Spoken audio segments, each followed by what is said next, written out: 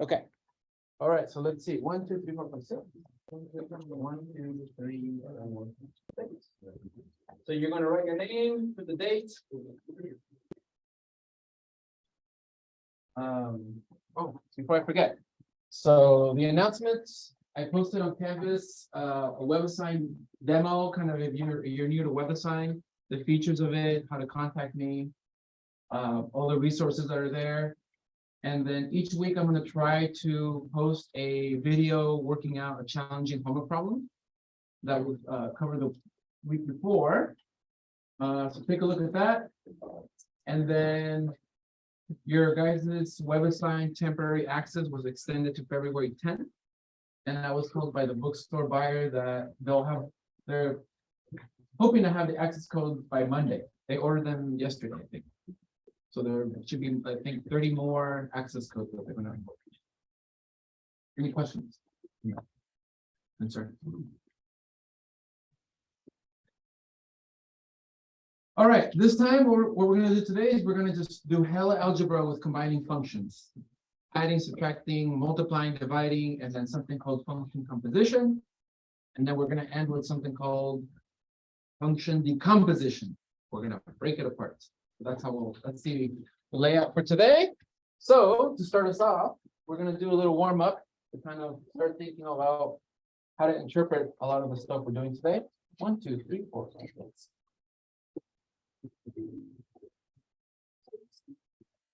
And if there's an extra, just pass it over to the next row. 1, 2, 3, 4, 5, 6. There you go.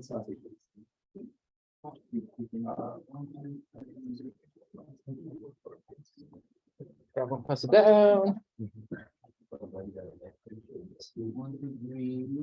4, 6. Go. Grab one set down. I'm thinking something else.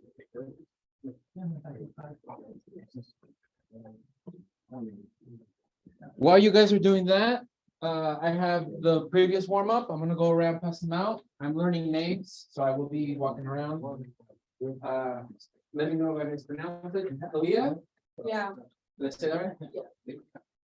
This is your old warm up. You can just keep it for your record if you want. Toss it, whatever you want. Jordan. Jordan. Alex.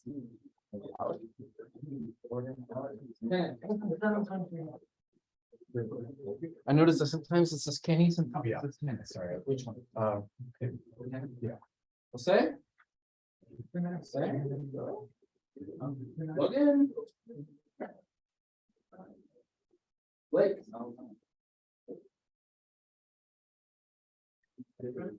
Who needs a warm up? Is that one? Esther. Sarah? Robbie?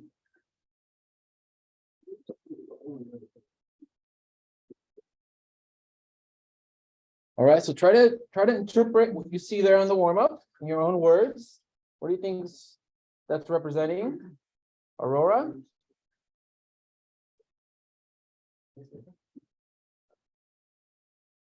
Bella? Aries? Gomez? Oh, sorry, that's your last name. Eric.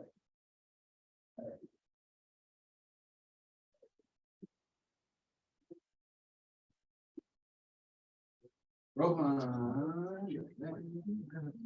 Where's Misha? Where? Eric Gomez? Oh, no. No, it's not good. Cameron? Eric Al. Let's see. Isabella.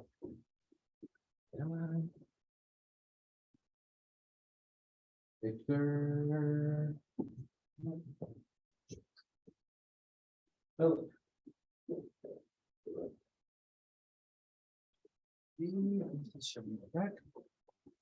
Oh, she's gonna need a warm up.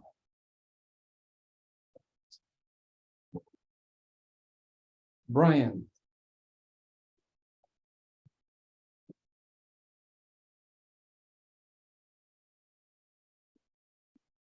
Takumi. Christopher.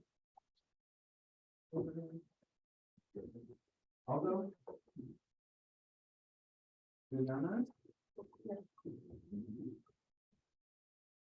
Juliana and the B.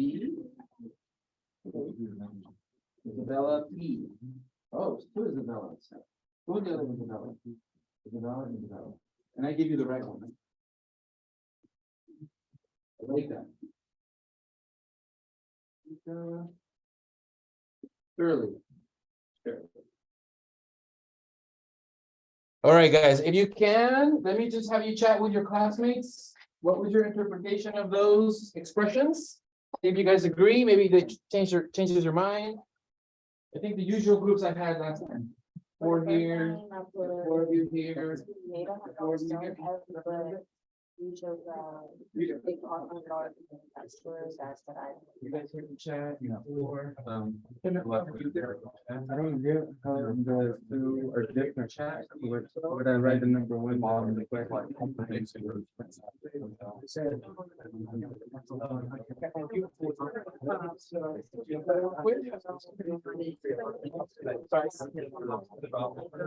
Maurice? So like, it's like.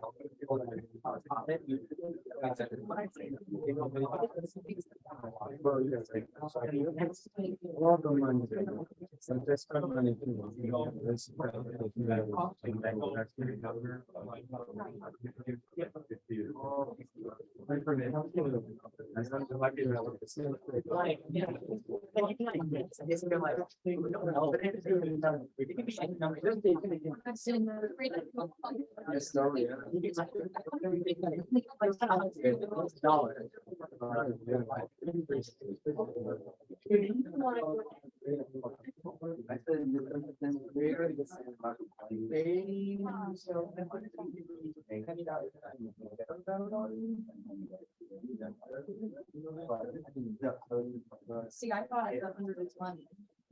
That's not right. It is, I don't.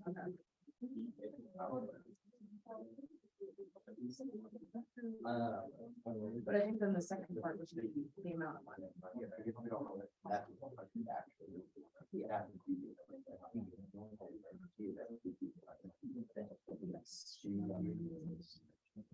All right, let's see. All right, let's see. Looks like the class is split half here. So on this side of the class, and anybody in your group, you want to share what was your interpretation of that expression? You want to do the bottom one? Okay. Oh, the other one. I got you. No. I thought you had the top, I think I had reverse, but I'll do F of 100 subtraction. Okay. Basically it's saying that if you made $100 selling F, that you're gonna be investing or you spent $100, which is B, on that said item. Okay. So let's see. So is the 100 here? What is, I guess, in terms of F, G, and X, what's the 100? The money that So that, what we want to, let's get that, let's agree with that. Is the 100 representing money or is it representing items? How much money you made for it? money. Right, you made, but the 100 represents amount of items On for B, right? Or for F. for both of them in this case. Okay. Yeah, so both of these say 100 because X here is what you're plugging in. And the units for X, notice that it says items. So this says 100 items. But you were thinking around the correct path. So F says for 100 items, what is this number going to give you here? When you plug in F into 100, it's supposed to give you the money of items, the total amount that you will get from selling. exactly. So it says that if you sell 100 items, F is going to give you that amount of money, right? So how much money you made? Or let me write it right here. Money made selling 100 items. But G tells you what? the cost of manufacturing, and then how much your profit's gonna the be. the cost of making those or manufacturing. So this guy tells you the cost of making, or let's say manufacturing 100 items. So what's gonna be, when you guys down the line, you guys are gonna get some word problems. You wanna be very clear on the units of your input value and the units of the output value. Okay? Now this says, F tells you how much money you made, G tells you the profit. Oh, God damn, it keeps doing that. Sorry.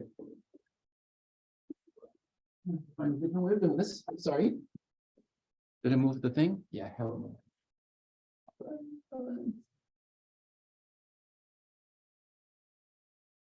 Perfect.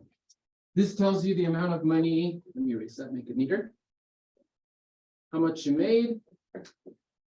But you're subtracting how much it costs, so what would the total result be if you subtract those? It would be the profit that you made for selling those X items, right? So this gives you the profit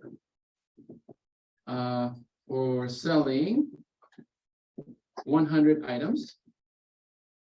Okay, so then we would use this. So now on this side of the room, what would this be the interpretation if after this discussion? What do you think it would be?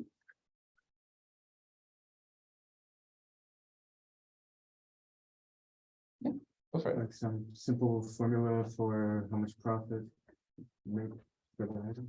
Yeah, so in this case, it's still going to give you profit, right? Because you're subtracting amount of money that you made minus the cost of it. But this would be the profit in general, profit for selling how many items? X amount. X amount of items. So in general, any number of items. But here you have a formula for the profit. Okay.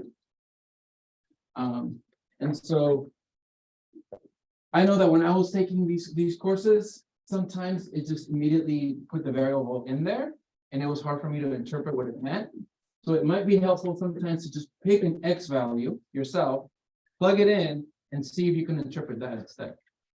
Okay. So in this case, yeah, I can tell that this is a profit for 100 items. So if I was to plug in any other number, that would be the profit for selling X amount of items. Question? Yeah. So would that be the same as saying, the X amount of money made subtracted by the amount of money spent for the second one? Not quite, because you're using X for money. For You're money. using the way you said it, I think X represents money. Okay, And it's always product. well, it needs to represent items. Yeah, items. The output values or the Y values will represent the money. Okay, How would we know if it was asking about the money? it has to do with how the description of the function. Yeah, usually when they have you do all this algebra stuff in an application, it's important for you to understand, well, what is F and what is G to begin? Okay. So pass up your warm-ups. I think someone probably didn't get one. All right, okay. Just write your name, just so I can give you credit. But just note that if you show up a little too late, then you won't get the warm-up.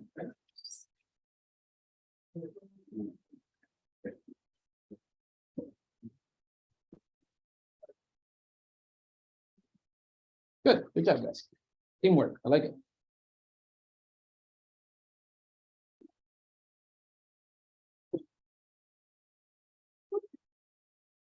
Oh, a lot better than yesterday's little sheets of paper. More. Less than that. Oh, because I feel like. Did you got yours, right? Yeah. Yeah. Okay. Oh, I need it. Sorry, I need it. It's okay. And it's okay if it's not finished. Okay. All right.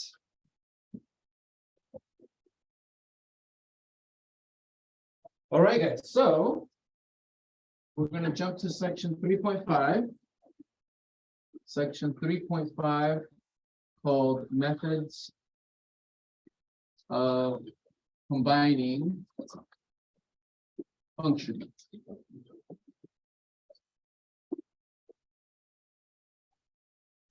Recorded? Yeah.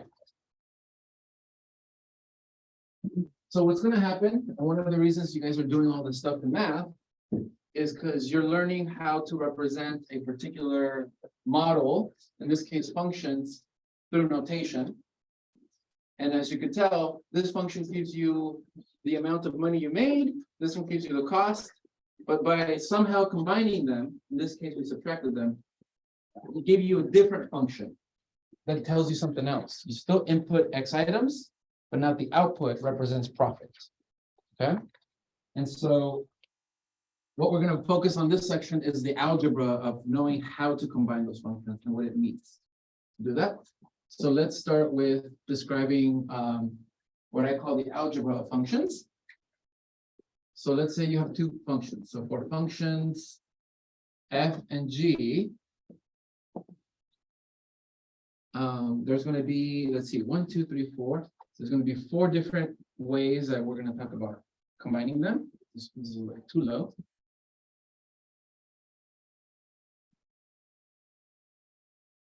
So this one's going to be called the sum. This guy will be called the difference. This one will be called the product. And this one will be called the quotient. Just like numbers, adding them, subtracting them, multiplying and dividing.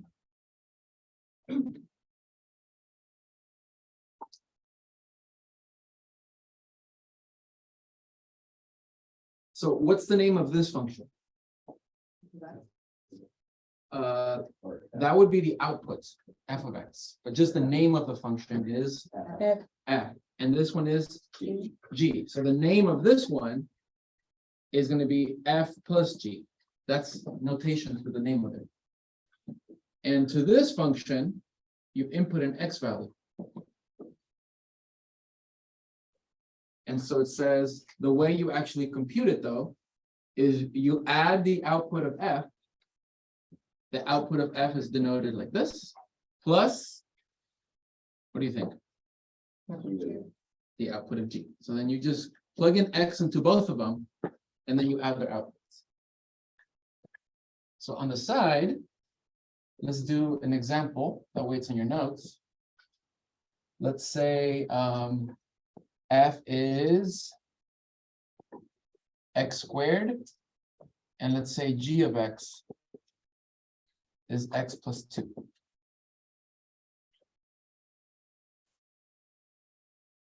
And so if I'm trying to do the sum, I need to add these two bad boys.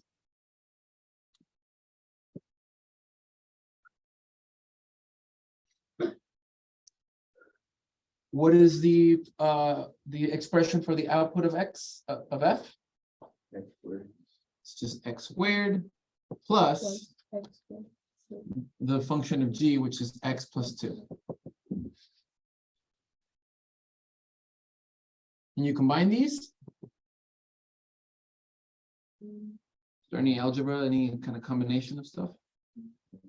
Any like terms? If this was an x squared, you can combine it. But these are all 3 different terms, so you can't combine them. So then we drop the parentheses and we just write them right next to each other like that. What is the equation of x equals x squared and then what's the point of the 2x cancel out? This guy? No, I'm sorry. It's f of x is x squared and g of x is x plus 2. Oh, that's an and symbol. Okay. Sorry, that's my and symbol. As best as I can do. Let me try a little bit better. Oh, let's see if I can get it. All right, that's a little. Cool. That's a little leg up like that, pretty well. Okay, so that's just adding 2 functions. Difference is kind of what you guys did on the warm-up.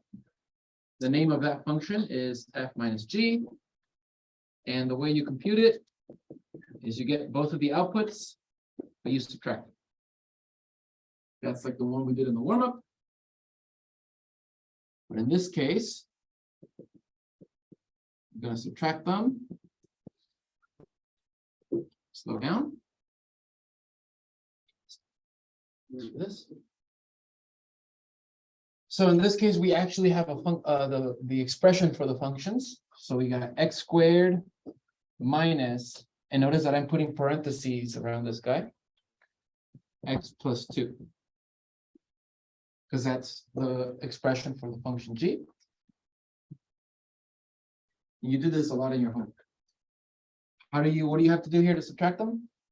Distribute that negative. So then it becomes x squared minus x minus 2.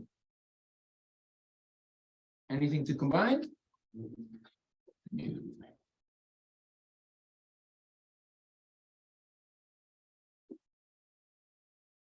Cool. And then we have a product. The way you write that is you put f and g next to each other, f times g. You plug in an x value. So the way you actually do it is you plug them into both and then multiply their products or their outputs.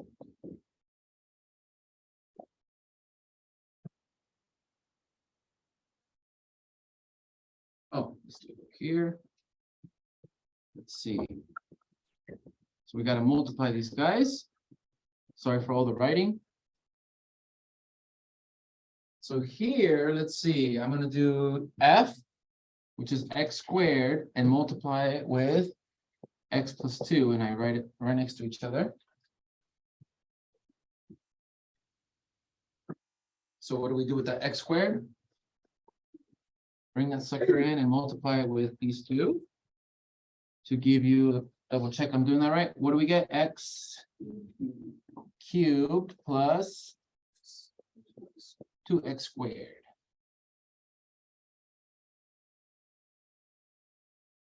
Cool. And then the last one, let's see how I write that. Yeah, so the last one, if you divide the two functions, then you divide the outputs of the two functions.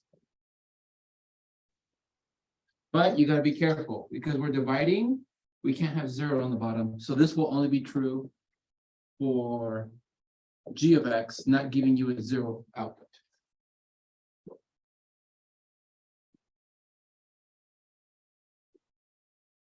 And so for this guy here, we have f divided by g. So I'm going to divide f of x with g of x. So the f of x, let's see, is x squared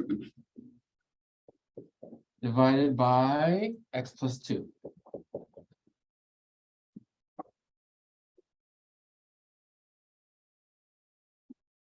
When you're doing this on WebAssign, and you're doing the quotient one, sometimes you can factor things on the top and on the bottom, and they might cancel. So just be careful on WebAssign, okay? See if you can cancel, factor anything on the top, if it's like a difference of squares or anything like that, to see if things cancel. If it doesn't cancel, there's nothing else to do, and that would be it. Okay? So let me have you guys, I'm going to give you, I'll leave these here. And I want you guys to do these real quick. Simplify it as much as you can. Work on that algebra. You're noticing that when I'm grading your problem sets, I'm a little picky. I'm getting there. I'm slowly working through the problem sets. Because the algebra just gets more and more and more messy in the class. So I need you to really like show your work and try to be organized as much as you can. And what you write, the notation that you write is very important on your written problem set, okay? You're communicating to me your thoughts through your notation. All right, guys, so compute and simplify.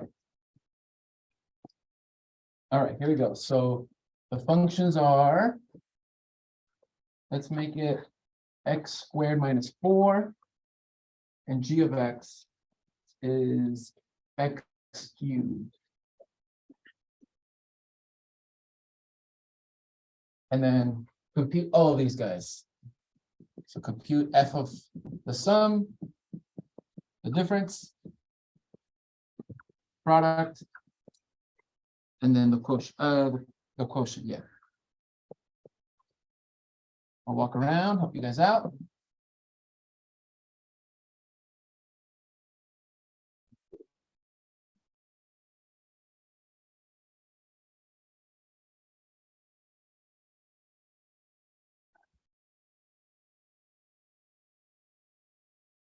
Let me see what WebAssign gives you. Give me 1 second.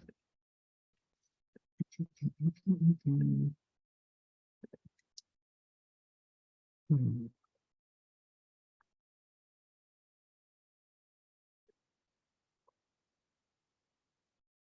see what it shows.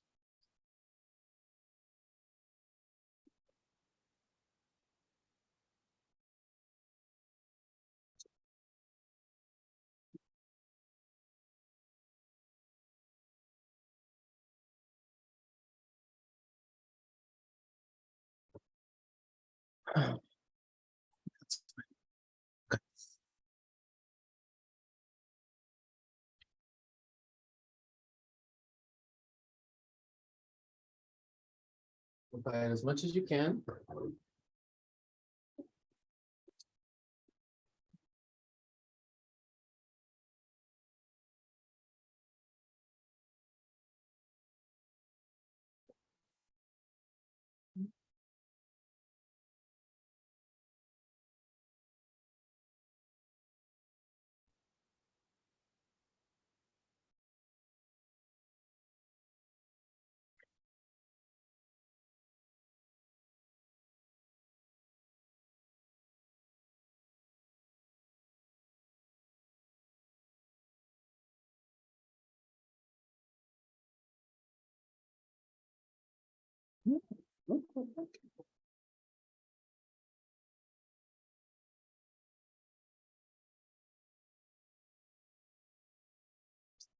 Try to get in a habit when you have a polynomial of writing it what's called in descending order.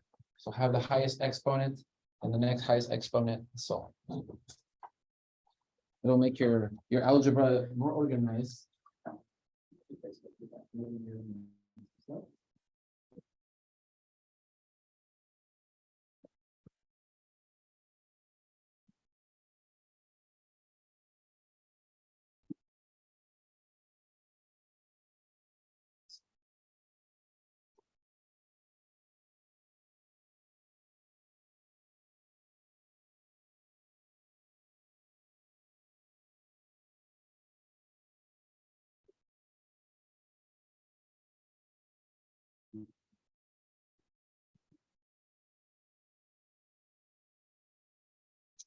All right, guys, do a quick check-in. I am seeing people with different answers. Just do a quick check.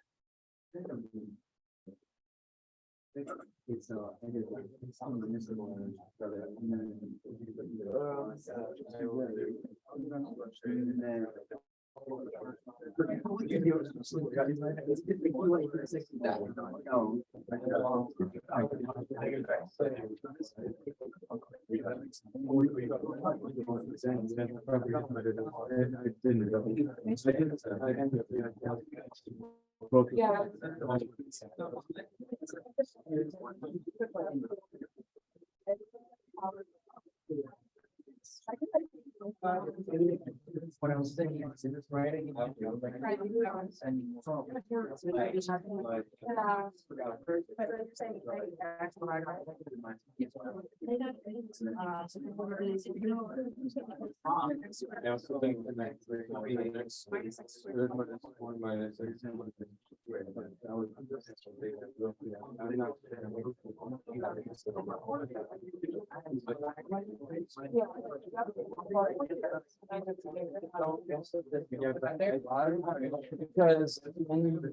Because that means you are plugging it into FG.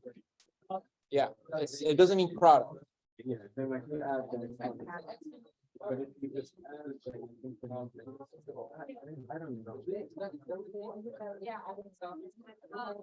But the reason I went is, like, why does it matter if final differential? Oh, yeah. Yeah. Yeah, I think so. Why don't the next x squared? Yeah, so I got this one x squared, like this one.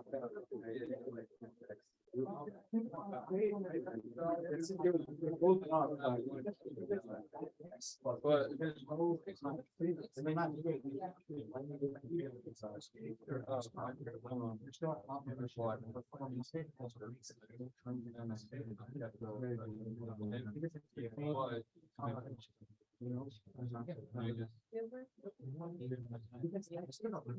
the same as like square? Like,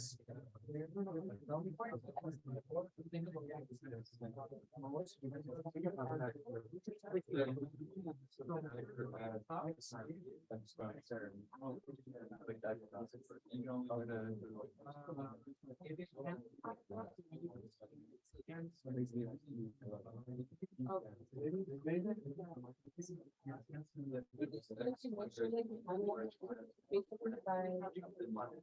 you have 1, 2, 3, 4, 5, 6, 7, 8. So they, sometimes go wrong. Either you put it into then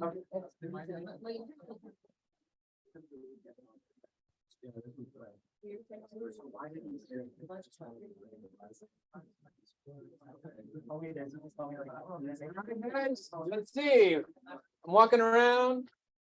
So one quick thing, guys. Remember, there's this step that I think some people are forgetting, like the conceptual part, okay?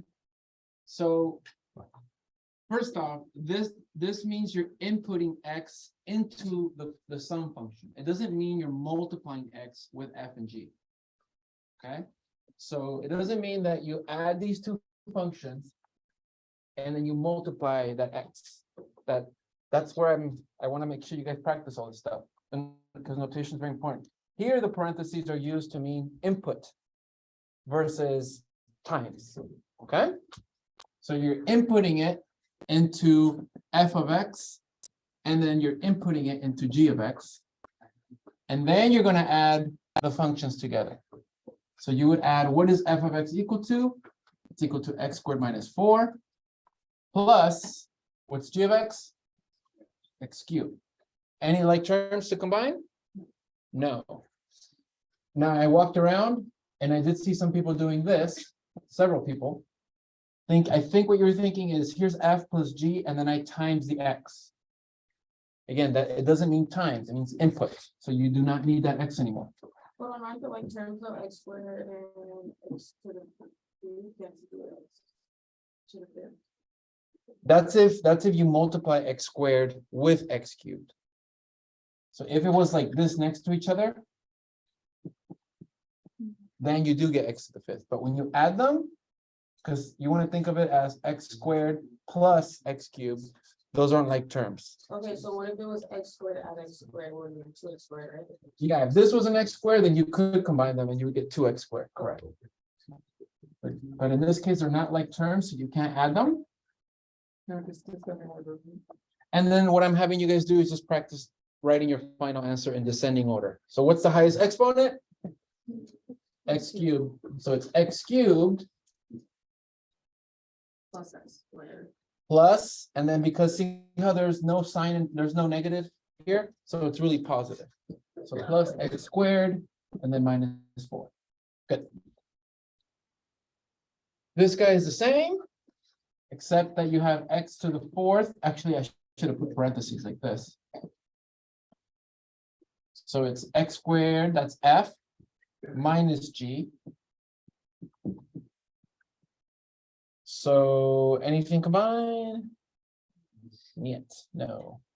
So in this case, if I write it in descending order, what would I write first? Yeah, because I'm minusing it. So now this actually becomes a negative x cubed.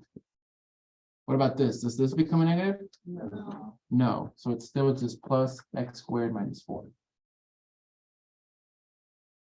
All right, then we have f, which is x squared minus 4 times g. So now I am multiplying it and I'm writing it like that. You can write it like this, or you can write it with a parenthesis. That's fine too. What do we got to do with the x cubed? Distribute. And so now clear, right? Clear. Yeah. So now you multiply the x squared and the x cubed to give you the x to the 5th that you were talking about. Because now you're multiplying it. Oh, it's still, it would be x to the 5th. Yeah, because now they're multiplying here. So you get x to the 5th Subtract 20. No, minus 4x. cubed. Perfect. Good. The same order? Yes. All right. Now this guy, Yeah. Descending order for exponents, not. For exponents, not the coefficient in front, yeah. Do you want, when filling our work, do you want us to show that this could be lines or just? Can you just like? I mean, it's helpful for me to see it, just when I'm reading it. It's like a quick millisecond. So yes. Doesn't hurt. Yeah. Okay. Then we have, oh wait, someone else had their hand up. Okay, I'm seeing things. Okay, then we got F, which is x squared minus 4 over x cubed. So in this case, if g of x was 0, what would we say, impossible or something? Well, in this case, so watch, it has to do with the domain, okay? Okay. In this, for just F itself, is there any number that you're not allowed to plug in, or is it okay to plug in any real number?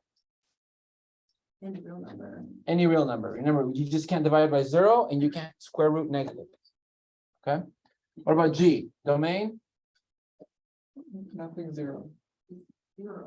Well, for G itself, it's okay to plug in 0. Because when you plug in 0, it's just 0 cubed, which is 0. Yeah. So the domain for F and G are all real numbers. They're fine. But then when you do the quotient function, which is a completely different function, now in this domain for the quotient, can you plug in 0? No. No, that's the only one you cannot plug in. Okay, so g of x will never equal 0, but you're saying you just can't plug in 0 for it. G of x could equal 0.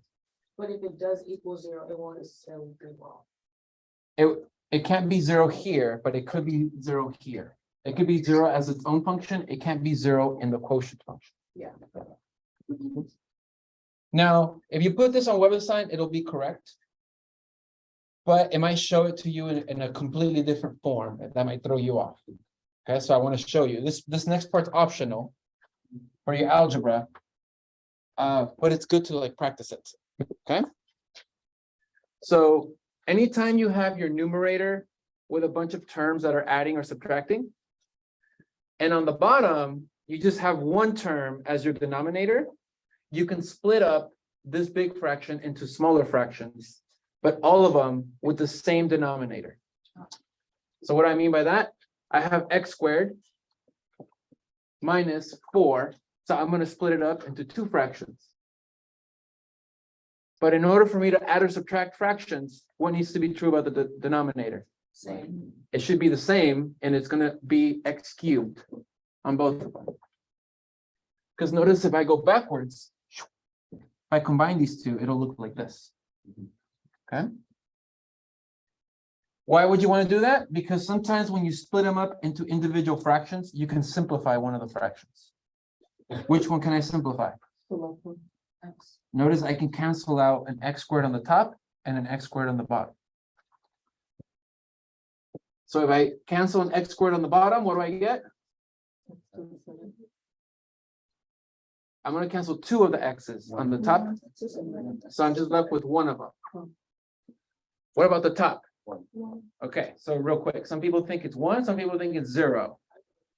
Yeah, okay, let me explain why it's not 0.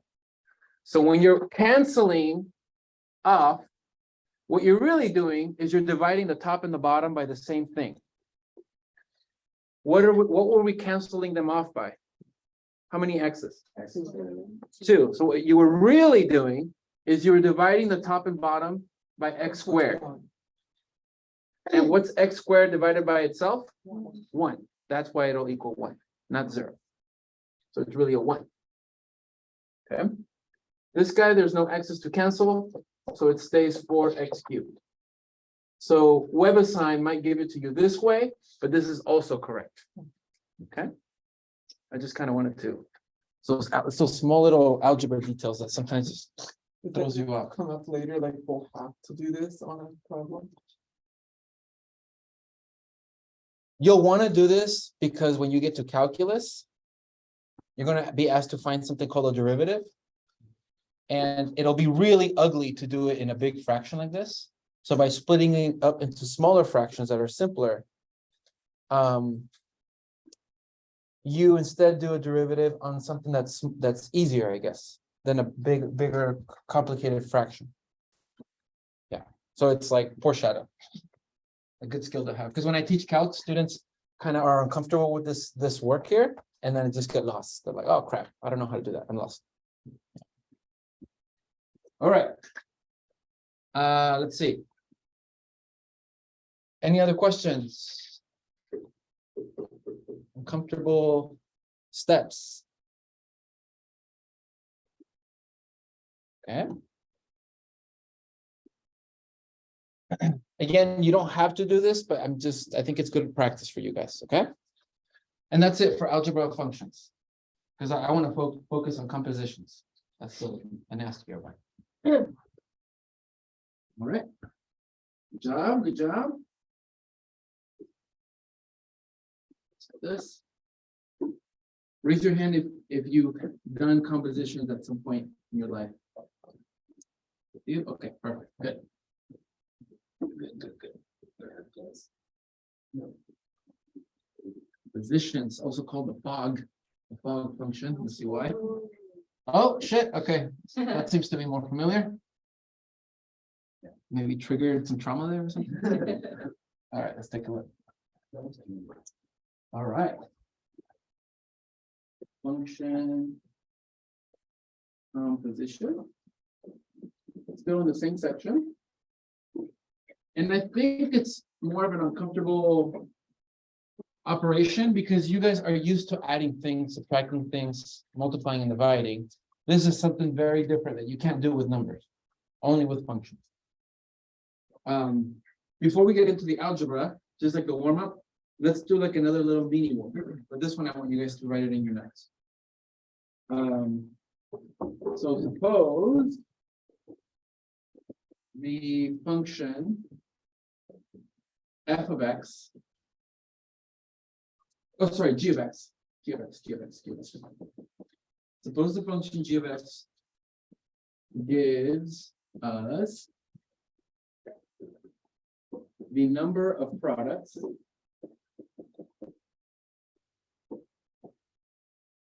produced. So again, we're kind of thinking of a manufacturing type of example.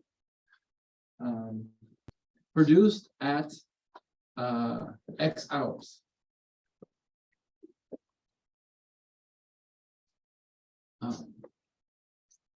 And f of y, and changing the variable now a little bit. Let me slow down. See a lot of like. So g of x gives us a number of products produced at X hours. And f of y gives us the cost of producing Y products.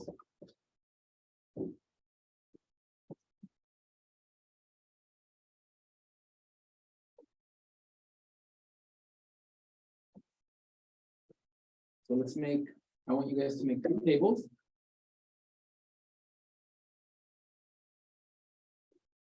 This one has X's and Y's.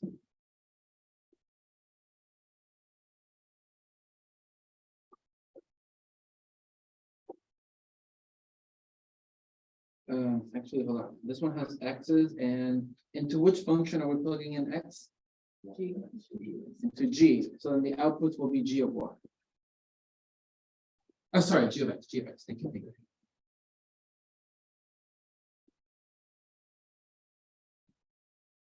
Okay, what are the units for X? Hours. What are the units for the output of X? Number of products that you've made, right? So the number of products that you made. Okay, on this table, we're going to now deal with F. So we got Y and we got F of Y.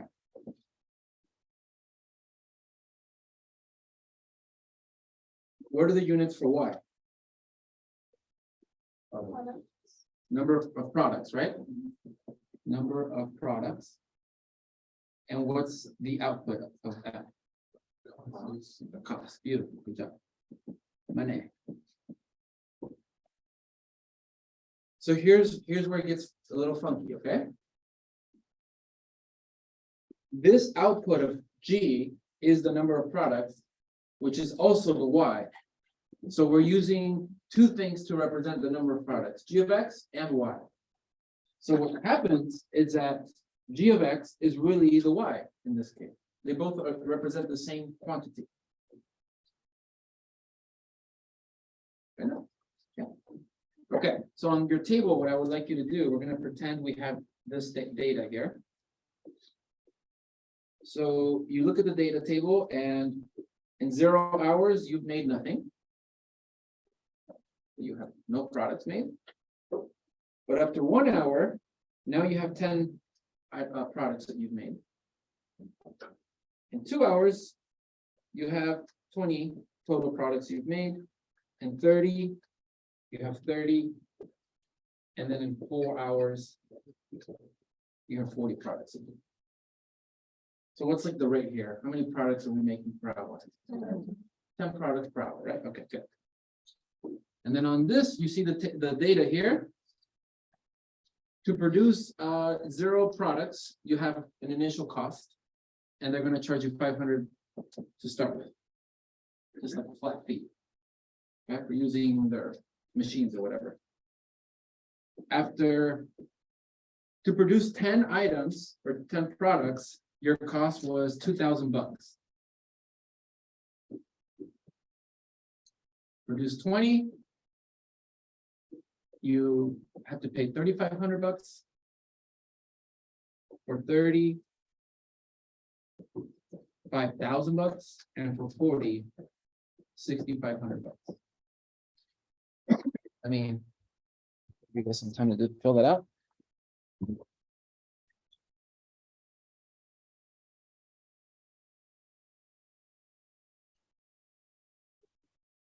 Okay.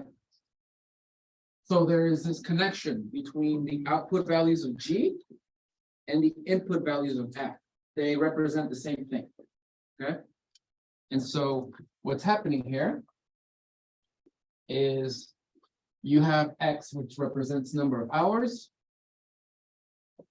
and that variable or that quantity is being plugged into the function G,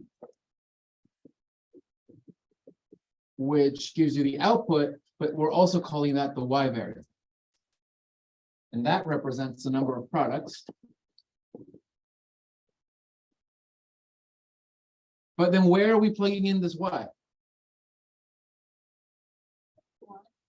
Y is being plugged into F to give you F of Y.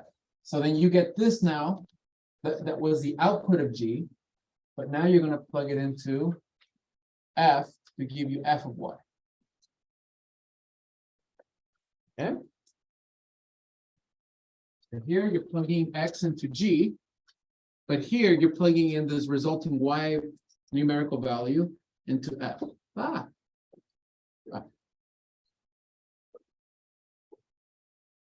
Is that okay? Cool. Okay. Now, here's where it gets a little funky. What is another way to represent Y? What is it equal to? It's G of X. So that's another way to say the number of products, right? So much fun. So instead of writing Y here, I can rewrite the Y as G of X, because those represent the same thing. Okay? But now, what is this output supposed to represent? The cost, right? Here, though, and here's where it's funky. One represents the cost for producing Y items or Y products. But if I look at it in this way, this also needs to represent the cost. But here we're using the input variable X. So the interpretation of this is that this would be the cost after X hours. Okay, because you plug in a certain number of hours, that tells you the number of products, and then that gives you the cost. But if you follow this chain, it would be the cost at X hours. Okay.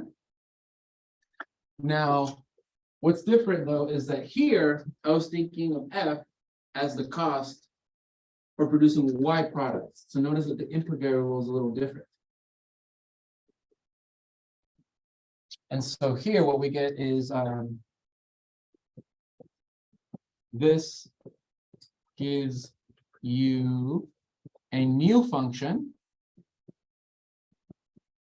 called the composition of f and g.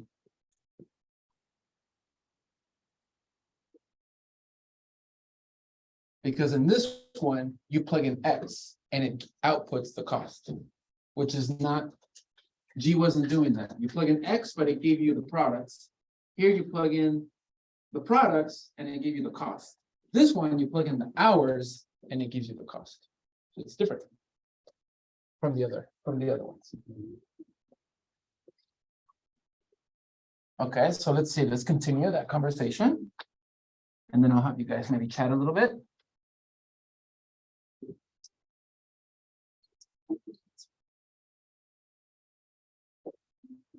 Actually, I guess I'll leave this here.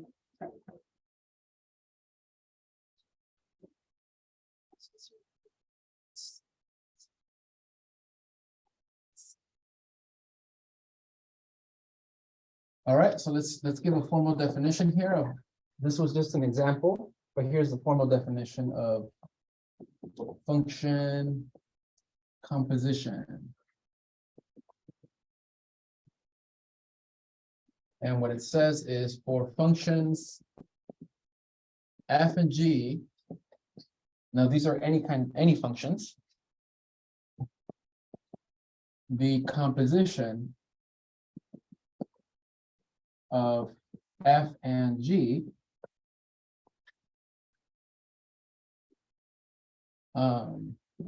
denoted as this function like this. Look, f, and then you do a little open circle, g. That's where the word, fog, the expression fog comes from. But it's not an O, okay? It's a symbol that represents this different type of function.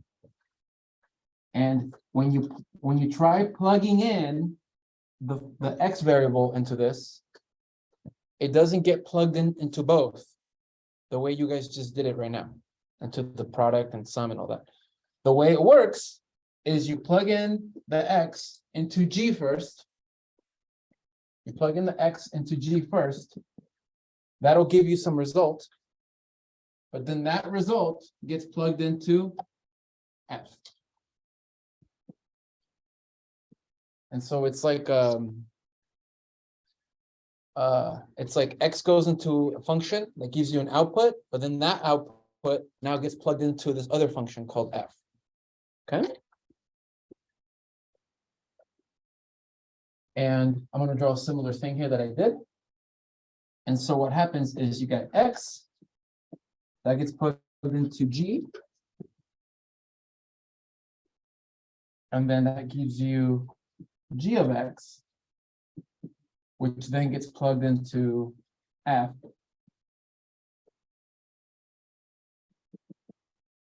To give you your final result. This process here, though, this process, that is what's called the composition. You're plugging it into the fog function or the composition of f and g.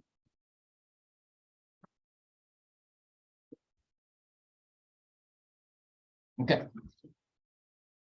So on the homework, they might give you tables or they might give you graphs of the two functions. Like in this case, there's two tables. So let's say, let's do an example. For the tables here, from the previous example,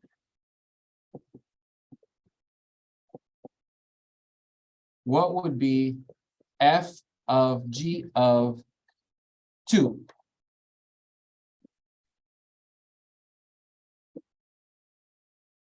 So before we figure that out, we're using this example, okay? What does the 2 represent here? It represents hours, because remember, we're plugging into the composition x, which is hours, right? But what ends up happening, the way you plug it into this new function called the composition, is that 2 first goes into g, So you're gonna plug in, you're gonna get this 2 and you're gonna plug it into G first. And then whatever you get from that gets plugged into F. So then you gotta write it inside of F like that. Okay.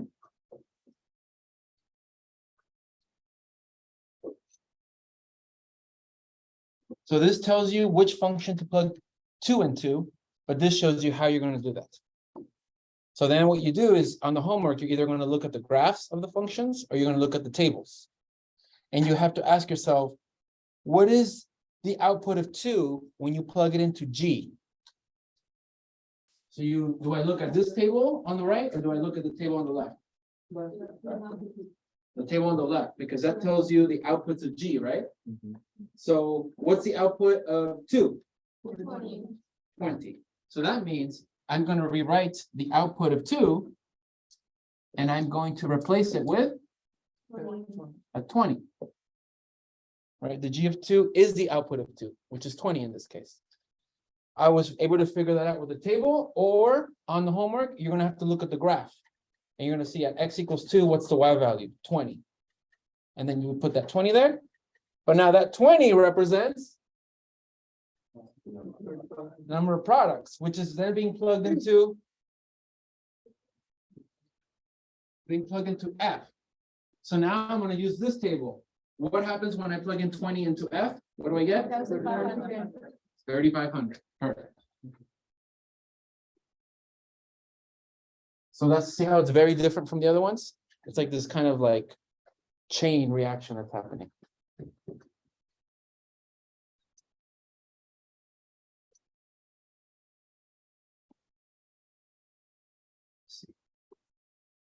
Okay. So this is the cost. How would you use this result with the input to say it in words? The cost after 2 hours of producing those items. So that's the interpretation of this. So the cost after 2 hours. That's what you get. What would be the cost after 4 hours? You get that 4, gives you 40 products, but then to produce 40 products is 6,500 bucks. Oh, So how would we write this final answer? Each log in parentheses 2 equals this 37? Or It just- this all together is the final. this whole thing is the final answer. But this is the result, but the whole thing is the solution. Yeah. Okay, let's see. It's been about an hour. Let's take a break. And then we're just gonna. Okay. Well, we're going on a break. Let's go on a break, come back, and then we're gonna keep going with this problem, but let's take a baby break here. So return at 2:53. 153. Ah, shit, 1:53. Oh, this thing's dead. 1:53. We'll come back and things like we're, you know, however many. And then it's zero, the whole time it becomes 0. Okay, get back to it. So let's see, I don't want to erase a lot of the stuff here, so we're gonna do the rest of this part here. Let me erase this. You can continue on your notes below everything we've been doing. Okay.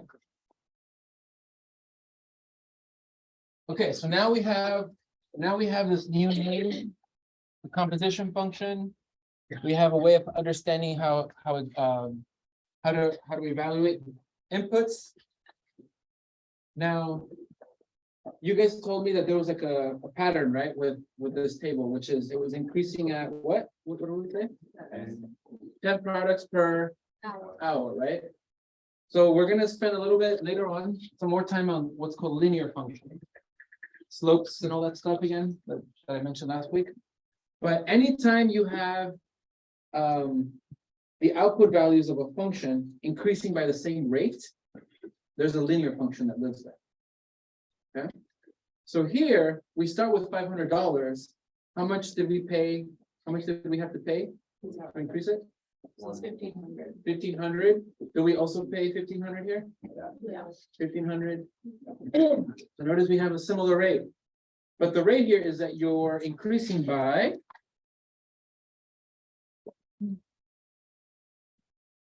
If you think slope or average rate that we were discussing, we're doing the output value of this function minus the output value of this y value over the change in the x's, which is 10 minus 0. So that would be what, 1,500 for every 10 products, so that would be 150. So notice that this is changing at this constant rate. But what did we start with in the beginning? 500. Okay, so again, we have a linear function because it's increasing by the same rate. So it turns out we're going to let f and g be linear functions. You'll learn or review how to do that later on. But in this case, f of x, the rate here is that it increases by how much? Did we say $10 per hour, right? That's the slope in this case, that average rate. So that's going to be 10x. What's the initial value that you start with? For this one? 0. 0. Oops. This should say G. So it's 0. So you can just think of it as 10x. Okay. Now for y, the way we defined it is inputs the variable y, but on the homework, they're just going to have all the functions input the variable x. Okay. Because on the homework, the functions don't really model anything. They're just functions. So here, if I let g of x be 10x, and if I let f of x be 150x plus 500, notice that when I plug in 0, I get 500. When I plug in 10, I get 2,000. So it is the correct function that models that table. Okay. But we just learned of a different way to combine functions through the composition. Yeah, question. Shouldn't it be 1,500, not 150? No, because this is 1,500 for every 10 products. I couldn't see that. Okay.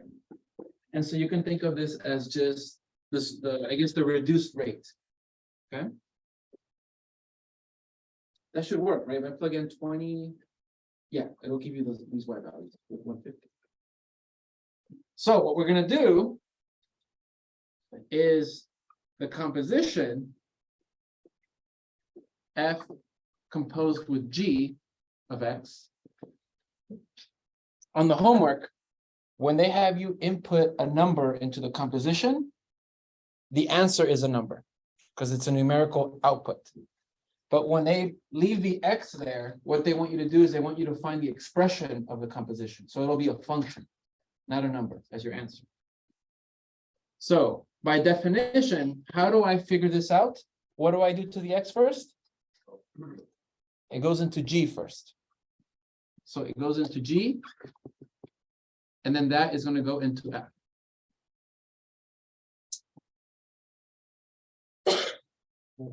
But what is the expression? What is g of x equal to? It's equal to 10x in this case. Cool. So I'm going to replace g of x with 10x. I'm going to just kind of, for the visual learners here, 10x. And so this is why I was having you guys practice in the previous homework how to enter expressions into functions because of this part. So now, as you guys did on the homework, wherever I input something into f, it's replacing the x, right? So now I'm going to write f of 10x is 150 times 10x, because that's what I'm plugging in, plus 500. 150 times 10 is 1,500 x plus 500. And this right here is the composition of those two functions. So on WebAssign, if they ask you to plug in an x, your answer needs to be a function. If they ask you to plug in a number, your answer needs to be a number.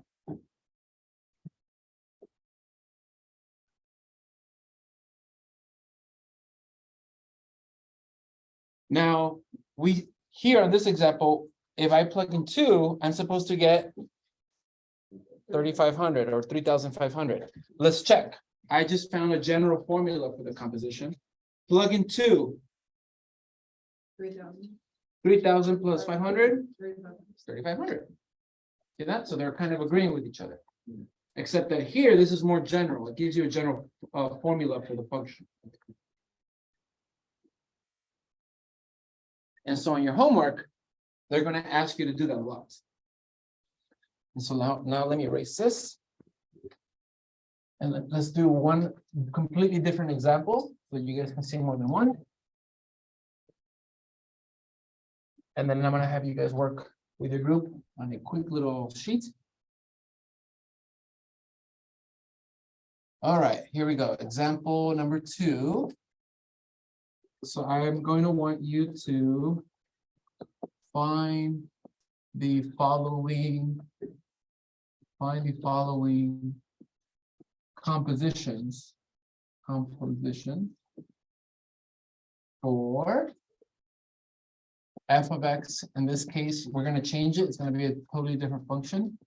3x squared minus 1. And then g of x is going to be 2x plus 5. And I'm being asked to find f of g of x. But then they're going to switch it up on me. Now they're going to reverse the functions. And then they're going to want me to do g of f of x. So let's see how that's going to work.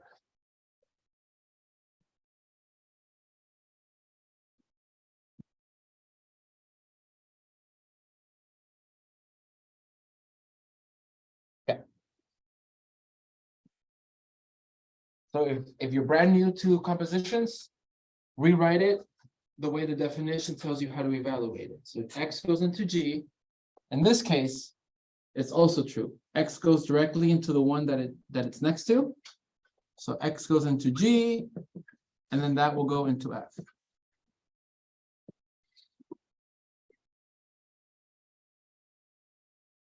But what is g in this case?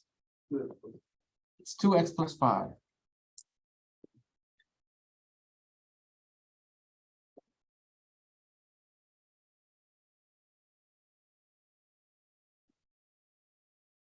So here, let's slow down now. So I'm plugging in 2x plus 5 into f, this guy. That means whatever I plug into f, I need to do square it first, right? Just like you did in your homework.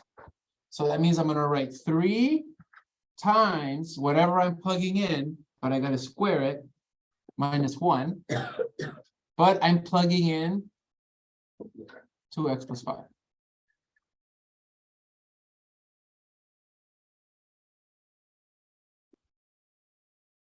In this case, I do want to expand it because I'll be able to combine whatever I get from squaring the 5 with this minus 1. So I'm going to go ahead and expand it. That means I'm doing 2x plus 5 times 2x plus 5. So that's going to be 3. Help me out here. Let's see. 2x and 2x is 20x.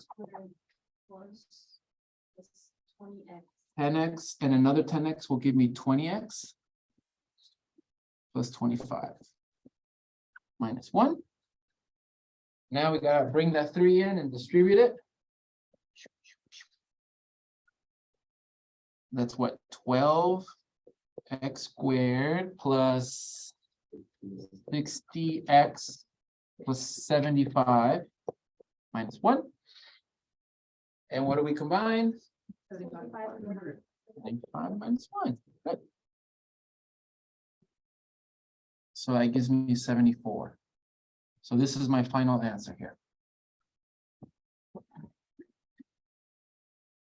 Hella different from f and g. It's a completely different function. Questions, yeah. What's with the G of X here? What's with this one Yeah, or with this one? the bottom one. This one? Yeah. That's another one. We're gonna do a different Okay. one. Yeah. So this composition is f of g or fog. And this composition is completely different. It's goff or g of f of x. And it is very different though. What do you guys think? Where is x gonna be plugged into first?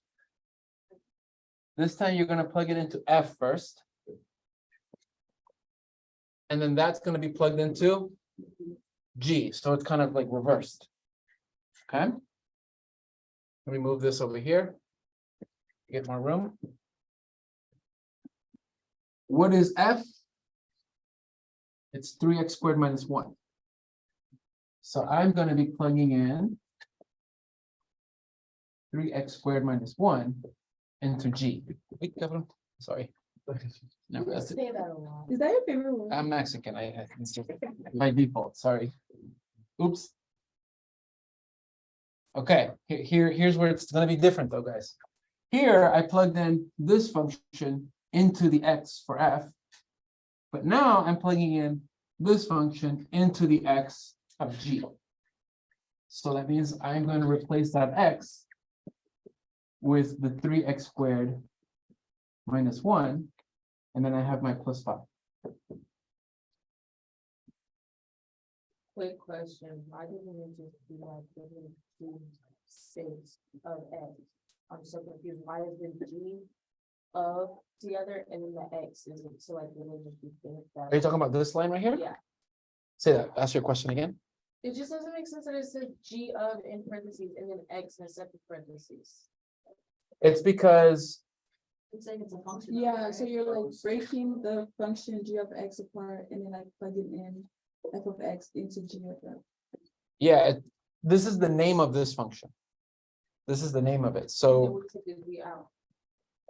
When we plug in for X. Exactly, so this says what? When I read this, it says plug in x into a function. Which function? This one. I know, it's just also throwing out that the word like literally of is there, so like the word of goes away when you plug it in. It's because it's not an O, It's like multiplying. it's a small little circle. Oh, that's right, yes, okay. Yeah, it's not an O. The G of that. Yeah, yeah. What's the small circle for?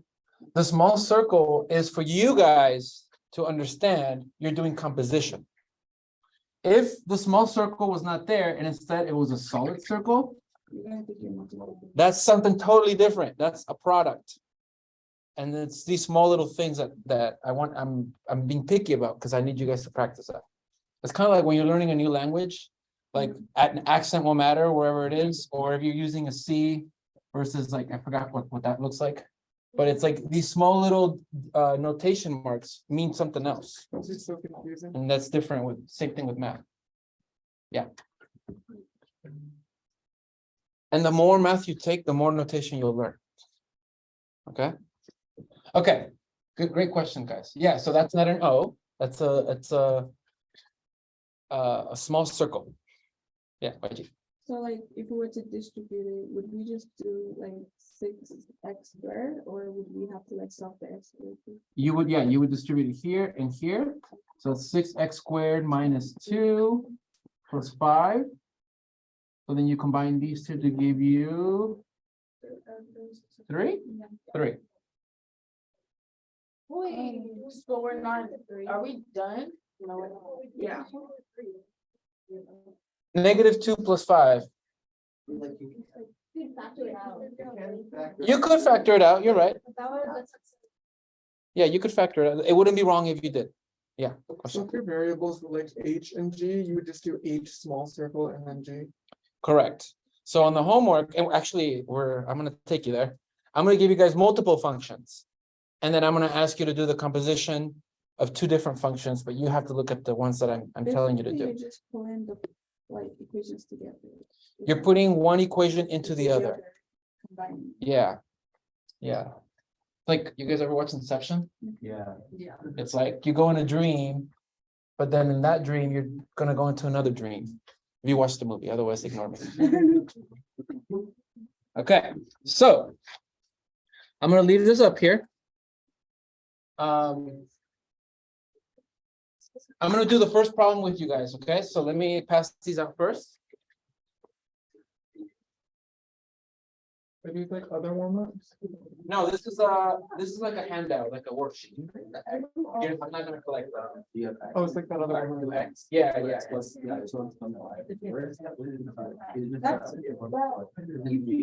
Yeah, you see where it says.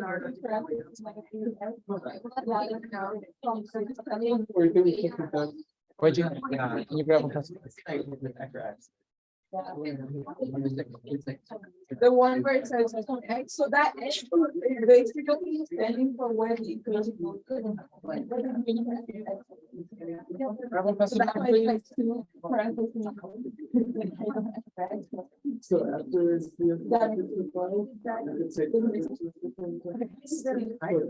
for.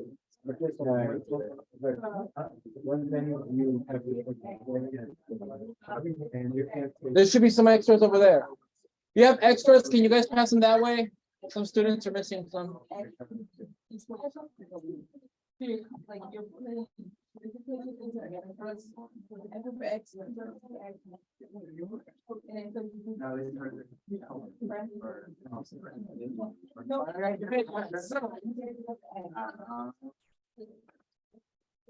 It might be a little, yeah, question? Oh, shit. Thank you. Thank you. All right, let's see. I think I got this ready here. Yeah, okay. Did I turn off the right? Yeah, there we go. Okay, so.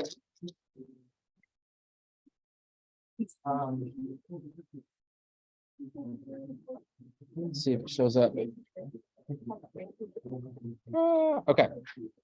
Can I make this? Can you guys see that? Okay. So it's a little bit, I guess, more strict question. You have more because I only have one page. Oh my God, you probably got Oh my God. her.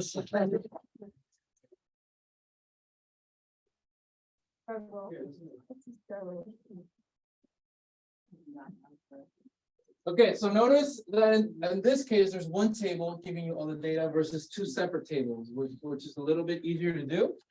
So in this case, what you're gonna wanna do is your input, this says, these are the input values of X. So what is the X value that you're plugging in to get that two here? 1. So it's gonna help you a lot if you write it like that. So this is f of 1. This is f of 2, because that's the X value you're plugging in. This is f of 3, and this is f of 4. Now, for the column of G, what did you plug in to get that 3? Exactly. See how it says G of X? You're still plugging in that X. So this is really G of 1. This is G of 2, because I'm plugging in that X value 2, G of 3, and G of 4. Cool. So now the question says, what is f of G of 2? So I want to use this table. What is the output of 2 when you plug it into G? 4. So you go here, you see how G of 2 is 4? Yeah? So I'm going to replace G of 2 with the number 4, what it outputs. But now I'm going to plug in 4 into F. What is the output value of 4 when it's being plugged into F? Perfect, 20. So then that's 20. And that will be your answer. Okay. So if you label the tables, these tables by their output notation, it'll make it a little bit more straightforward. Okay. Okay, I'll leave that here. You guys can see it. Try to do the bottom one on your own.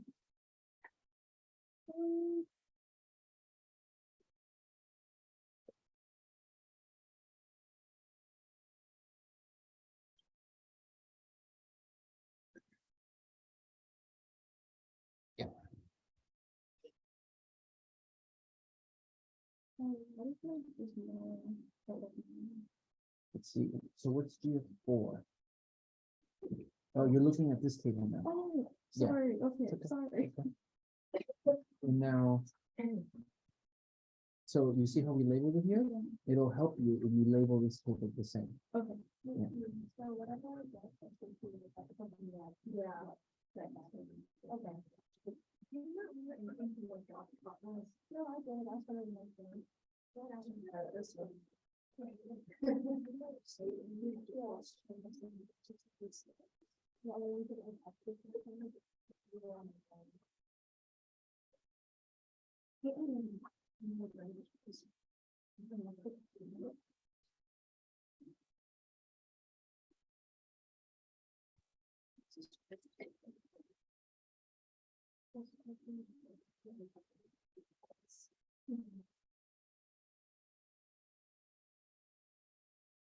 Remember, if you plug in a number to a composition, the answer is a number.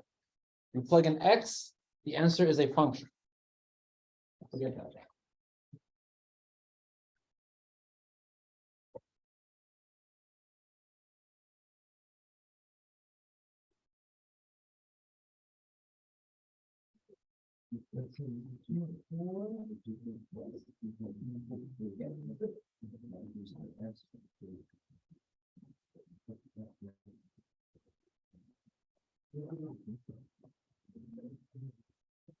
Okay, so would I plug this? Wait. This one into here? Well, see how there's not an X? It's an actual value. Oh, so you plug the three. Well, the 3 goes into G first. So then- You plug it into that, in that first. And is the answer you get from this? Uh-huh. Plug it in. Exactly. Oh, okay. Sorry.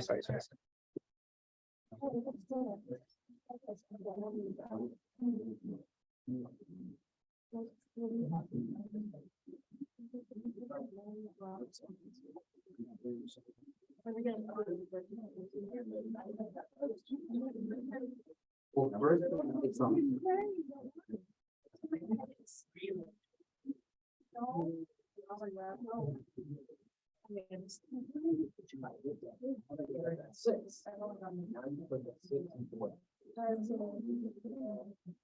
Yeah. B, it's not about 18 and bar. Yeah, I could decide that. And decide that, well, we're trying to move it.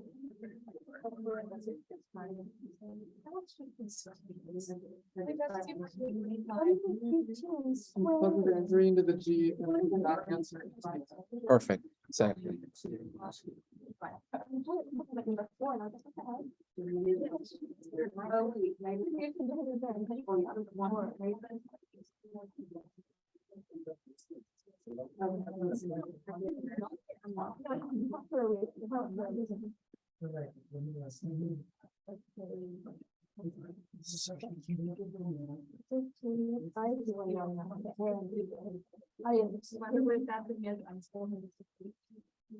Times two.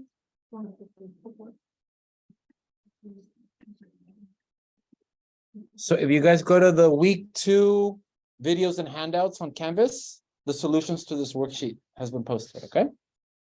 In case you want to check your answers.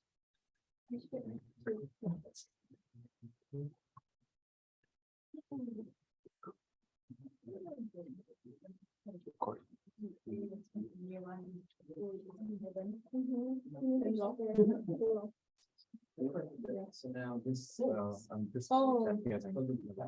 You're on the other side.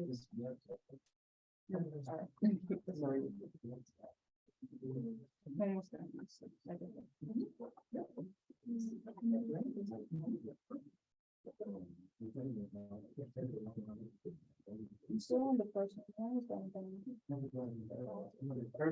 I want to move on.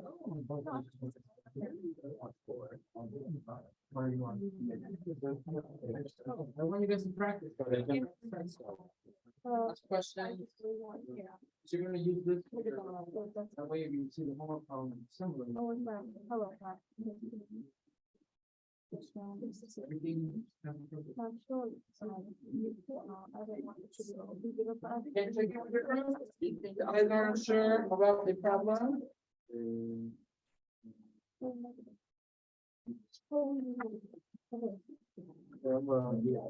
Real quick, guys, stop what you're doing. Just check with your group the back page. Some people are a little confused on it. You'll see how your classmates are doing it. Do a quick check on this. Yeah, the problems 3, 4, 5, 6. Check those with your group real fast. 3, 4, 5, 6.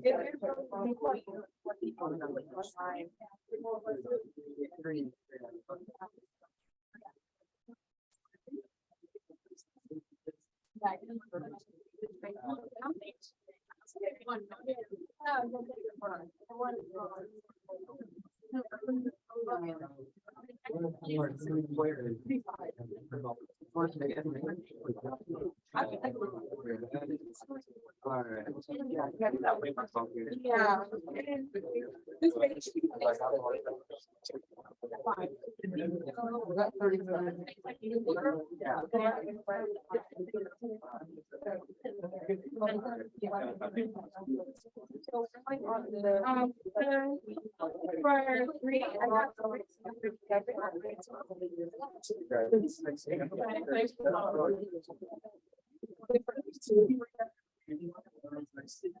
Okay, I did it to find both of them, but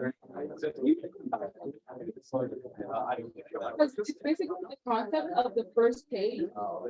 So how like we have G, have to find. like, Yeah, Yeah. I got it. Yeah. I got a 7 and 7. I never. I have to do that. Fifteen squared? So like I did 2 hours trying to make that 3, 4, 5, and negative 3. So the second power. Wait, in reality, I still don't get it.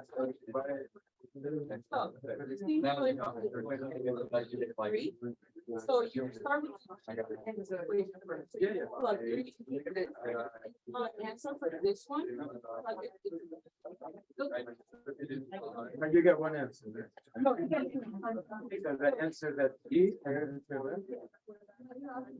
So we probably here in the G six. Yeah.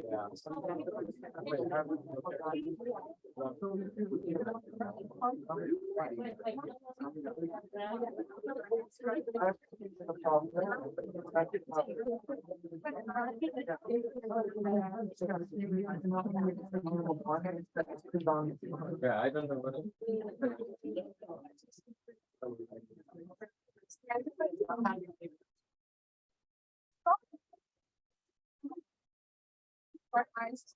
don't like.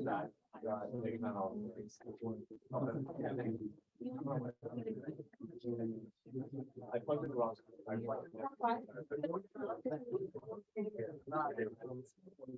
Don't be scared, you're alone. What do you think?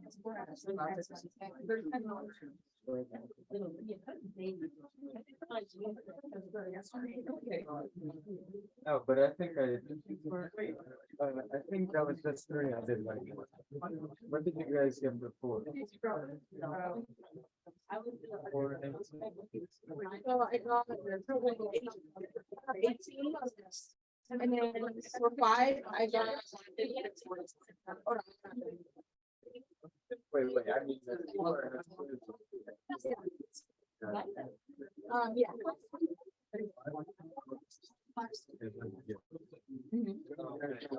Then I want to see. Oh, no, I did that last time.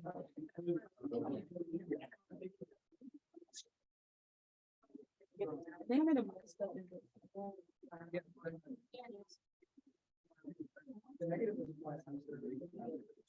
Why don't the less, that brings down to like.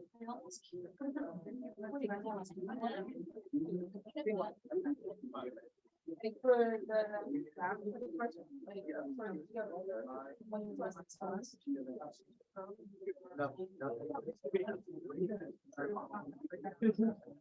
Because again, you can call all you need to do that measure. That's five. Yeah. Yeah. Yeah. For me also, okay. Yes. It could have been terrible.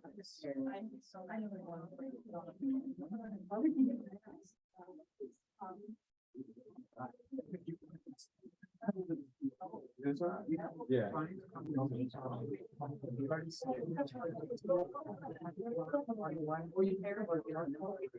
Where you at?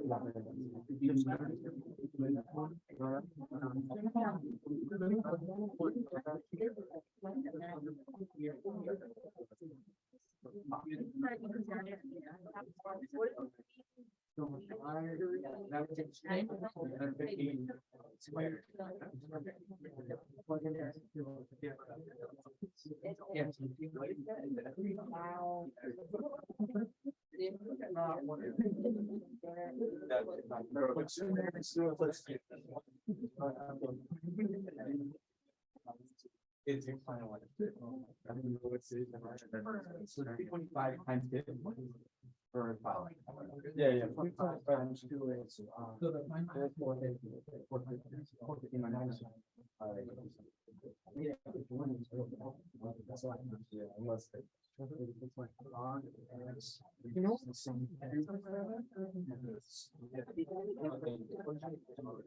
Similar. That's so bad. Okay. On the, like, okay. All right, we're on the back page, right? Like, all like really similar.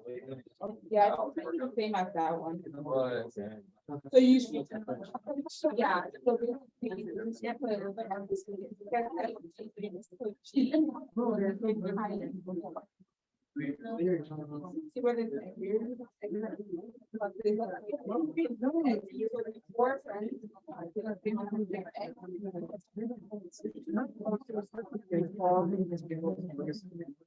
Oh. yeah. Also use like that.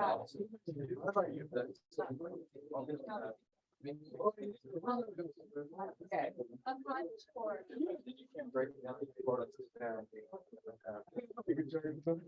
So it'll be FG times. For this one. I think we got this one wrong. I think we did. Wait, what did we? What did you do? G. Is it the same? Yeah.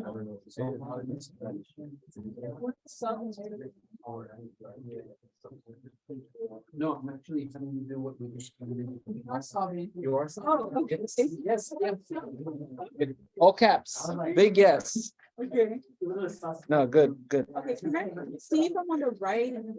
So basically, since it says f of g times x, would I just plug in the equation for g of x? Correct. Okay. That's exactly right, yeah.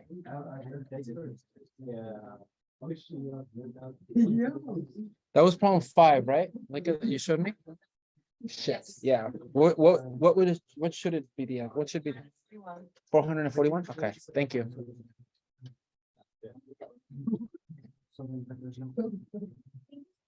Which one?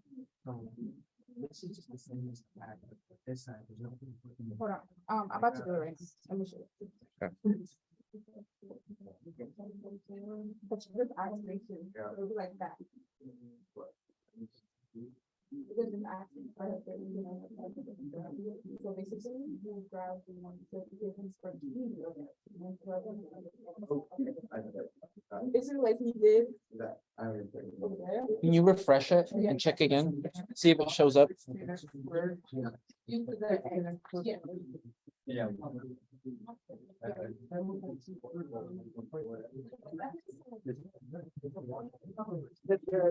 was asked you, plus 5, and you just.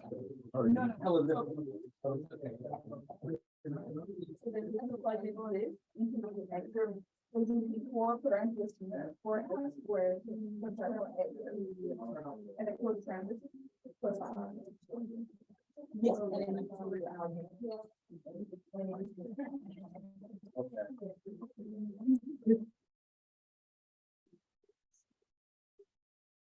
This thing off, right?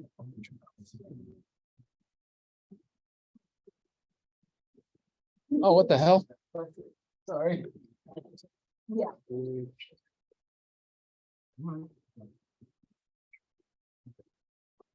Trying to turn this thing off. Yes. So once I get here, can I like, there's nothing else I can do. Let's see. Nope, that's it. Okay.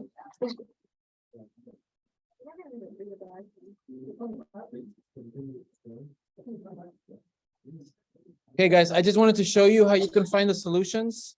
Let me do that real quick. In case you still don't know. So you would go to week 2, because we're on week 2, videos and handouts. And the worksheet that you're working on, the solutions are right here. You'd click that and it's double check that it works. Yeah. Cool. You can check everything here. I made a little typo, so I had to fix it right now, but that's the answer. Okay, I just wanted to show you that. Let's see.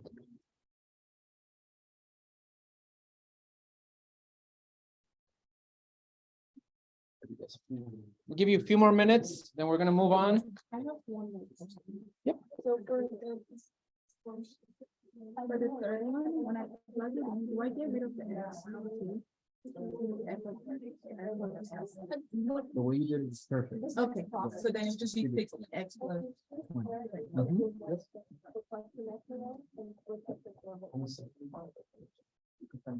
Yeah.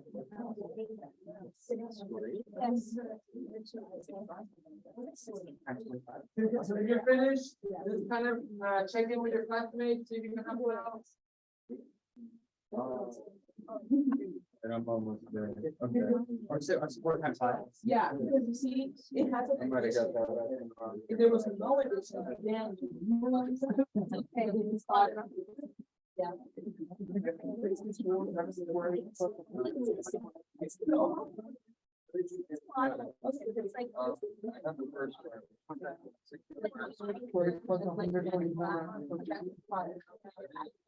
Plus,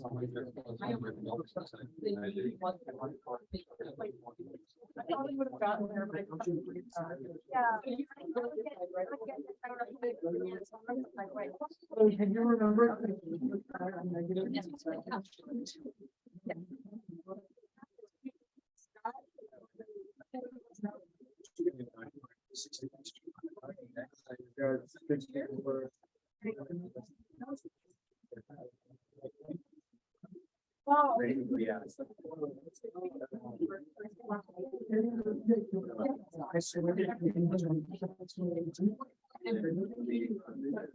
X plus 25.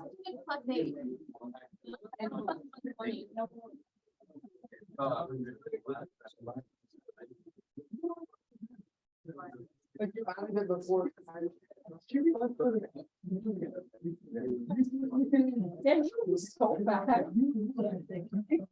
You're like, okay.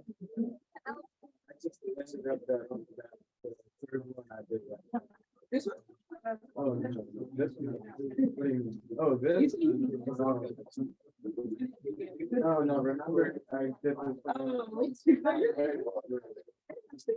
She had to. Second. Expand minus 4, so. Yeah. Fucking that part. That's why I The fact that my last 3 concepts fought this so bad. I had Weber. I shouldn't have felt that bad. Teach so bad. Yeah. Bring this one over.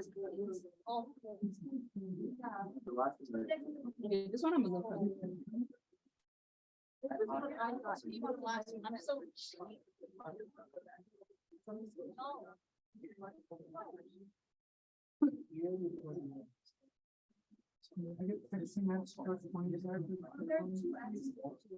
Did you swear? Okay.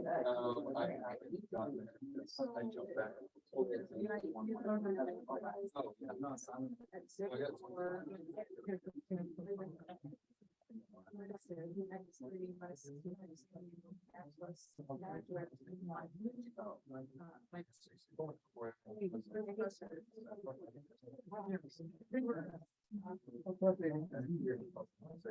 Oh, yeah. We did 320.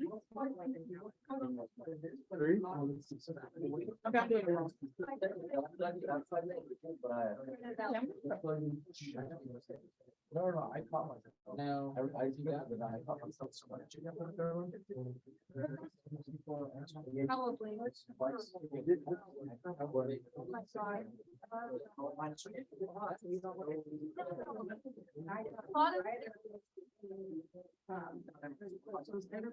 Where. so now it's. Yeah, because by.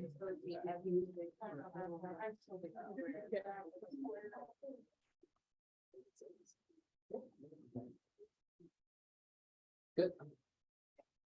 Okay, so I'm not sure, like, on the right, then I. So this was tricky, so you did this person, you plug then F into X, but because G has two X variables, you also need to plug in the coefficient. So Oh, be careful. I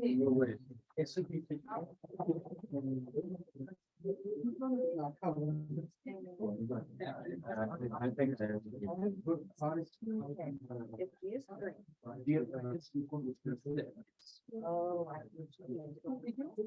Yeah, that's how it goes. First in my school. But right, like you plug like 6 here, some here. Yeah, my. So you have to be much.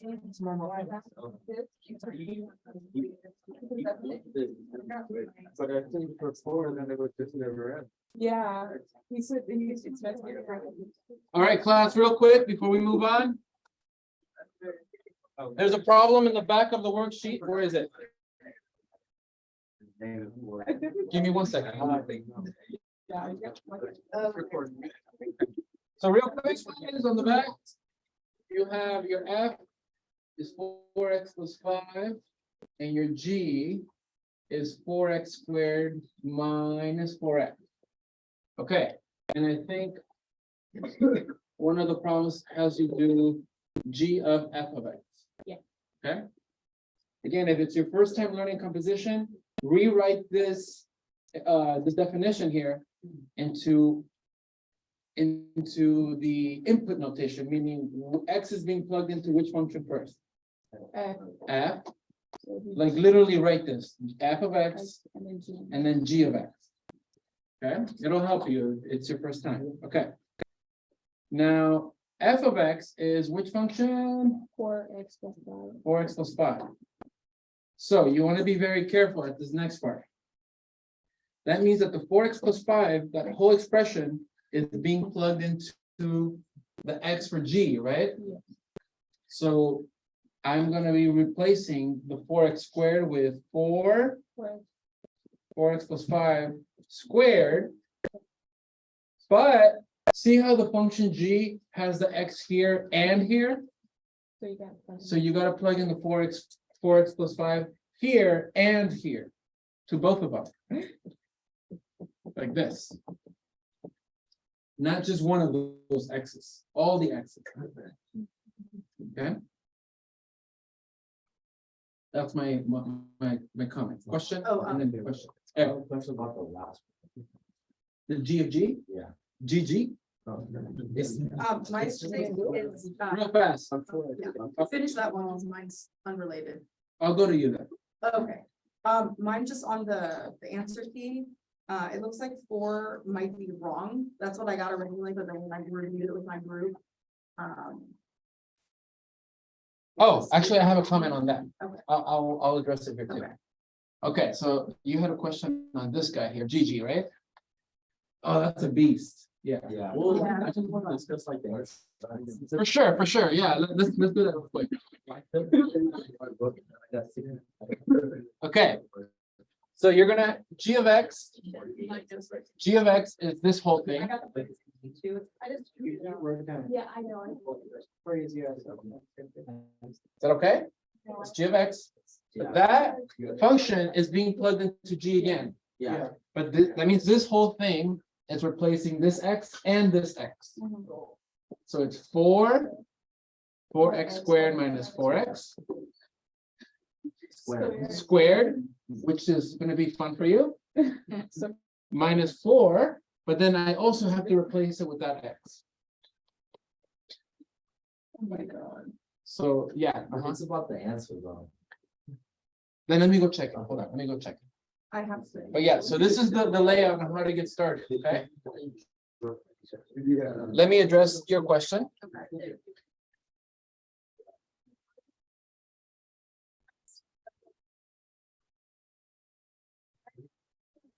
I think, so, your question for number 4, I think has to do with the negatives, okay? Yeah.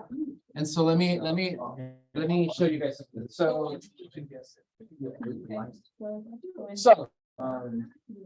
if I gave you guys this function, right? And I asked you guys to plug in -1, what would you write here? -1 squared. -1. Just like that? Parentheses. Where are the parentheses? Around the 1. Around only the 1? Yeah. No. Well, are you plugging in only a 1 or a -1? A -1. You gotta put parentheses around the entire thing that you're plugging in. Oh, good. Versus if the function instead, it's the function itself had a negative outside of it, and I plugged in 1 into it. You gotta be careful. That negative is part of the function, right? So that stays there. But what is it that you're plugging in? 1. So that goes inside the parentheses, and that's being squared. This is different from that. This means you're multiplying -1 with -1 to give you +1. But this means you're multiplying 1 with itself to give you +1, but then you smack a negative in front of it. So it should be a -1. So if for number 4, if it's different, it's because it should be in this case. Okay, let me go check real quick. Keep working. Okay, now we're stuff I had. I just.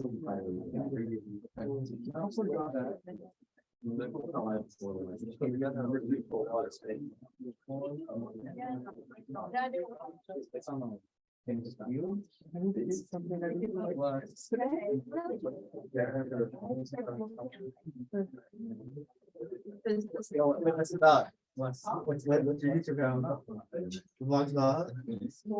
It's cool. Okay. Are you? My God.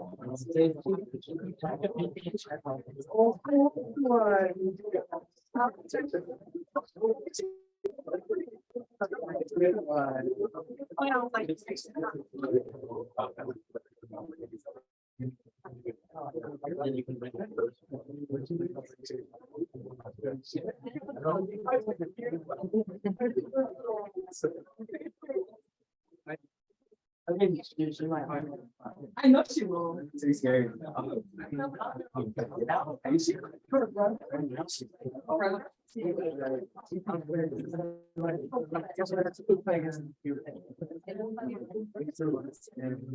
All right, guys. Unfortunately, we have to move on. Sorry. I can stay after for a little bit, because I have a meeting right after, but I can stay for a little bit. Okay, so right now what you guys are doing is you're getting multiple functions and you're composing them together. When you get to calc, something you're gonna have to do is that they give you the resulting composition, and you have to figure out how to decompose it into simpler functions. So you have to do the backwards of what you guys are doing.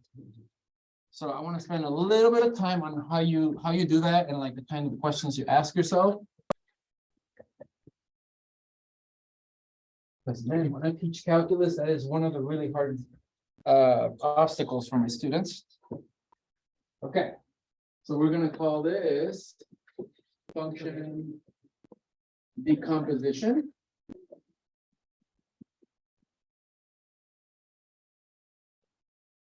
Here's recording, yeah.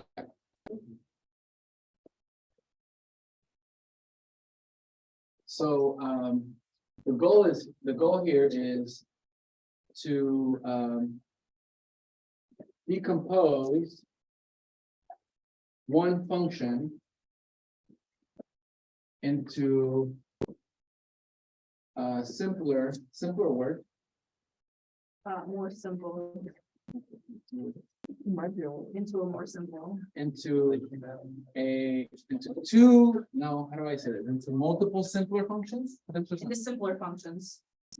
Let's just say easier. Easier. It's easier. You're in a math class, I'm close. We're good. Is it? Okay. You would know, because that's is a word. I didn't know that one.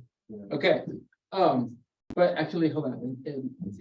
One function into easier functions where neither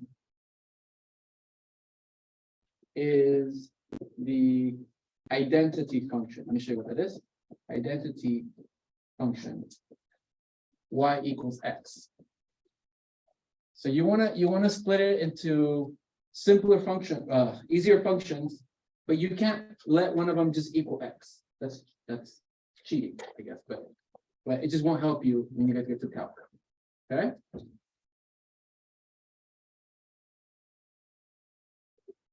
So let me show you what I mean. And I'm gonna have you guys try it. So let's let h of x equal the fourth root of 1 minus x squared. Decompose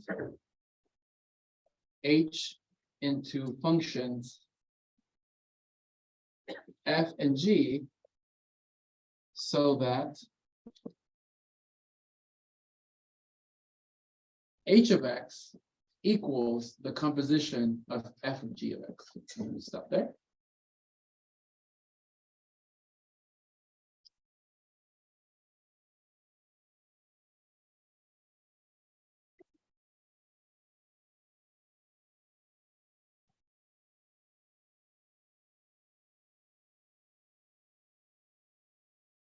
And so what you need to do this time is you need to create a function for f and a function for g, so that when you compose them in this order, because you guys are hopefully you're noticing that the order matters, you get a different answer depending on the order.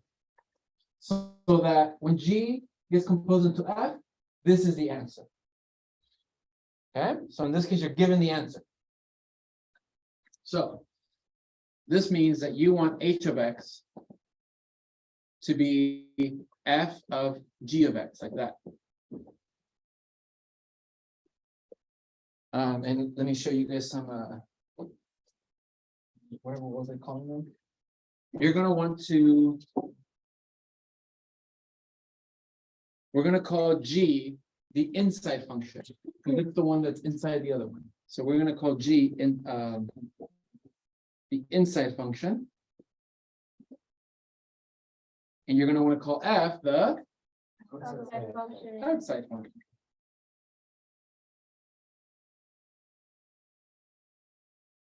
And so what you're gonna want to do, one way to like the strategy behind this is you're gonna look at your algebraic expression. And you're gonna ask yourself, is there a function that's inside another function? By looking at it, what do you guys feel is like inside? The 1 minus x squared seems to be inside something, right? It's inside the fourth root. So, let me see, hold on. It's because the way I wrote it here, I like the organization. I did it, okay. So in this case, if we let g of x be it's the inside function, if we let it equal the expression that seems to be inside something,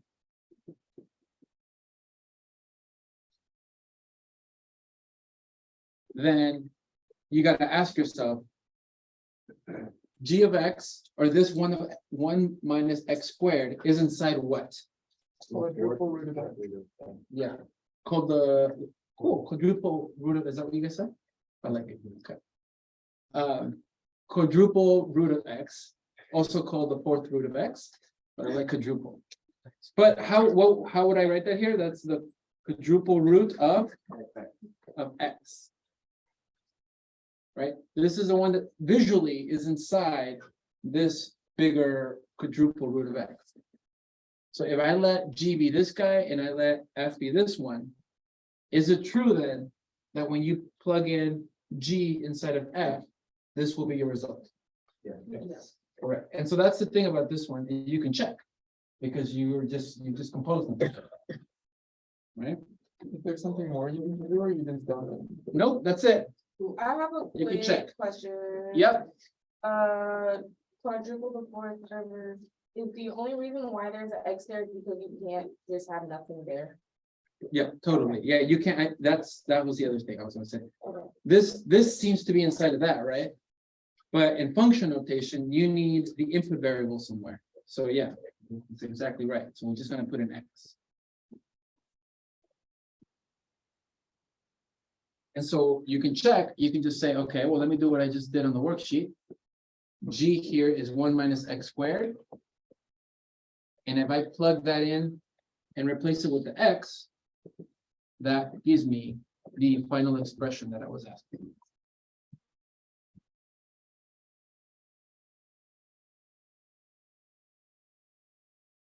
I'm gonna say something. Blinking out. Okay. So the work is a little weird. The work is more like thinking about what's the inside function and what's the outside function and checking. That's more of the work. Question. Are there multiple ways to like possibly write it out? And that's the other thing I was gonna say. Sometimes there could be a different pair that will also work. Okay, so how do we, would the web assign know? Yep. All of the pairs? Correct. Yeah, some is limited. And so Yeah, as long as you get one of those, is correct. okay. What was the other thing I was gonna say?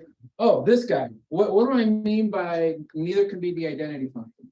Meaning you can't do this. You can't say let g of x be x and let f of x be the fourth root of 1 minus x squared. That you can't do.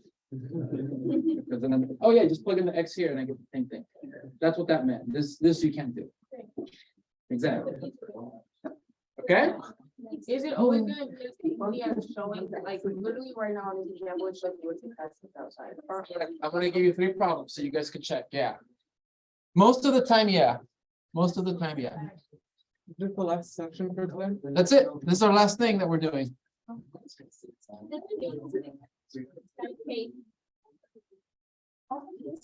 All right, decompose this into F and G.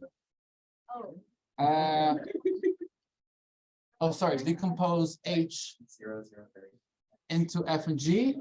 Here, H of X is 1 over x squared plus 3. And do it so that H of X is F of G of X, so that the order matters. Let's see, number 2. H of X is gonna be the absolute value of x squared minus 5x plus 3.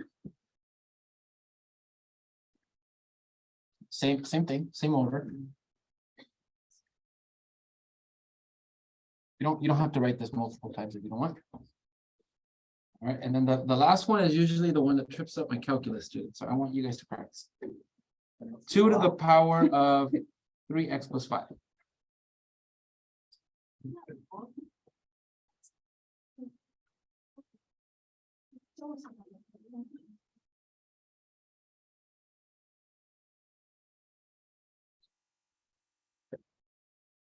Try those 3.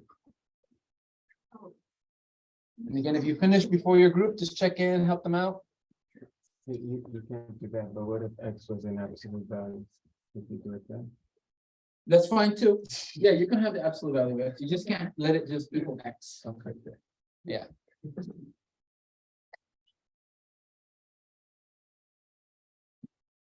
I'll give you guys a bonus. This one's not on the notes.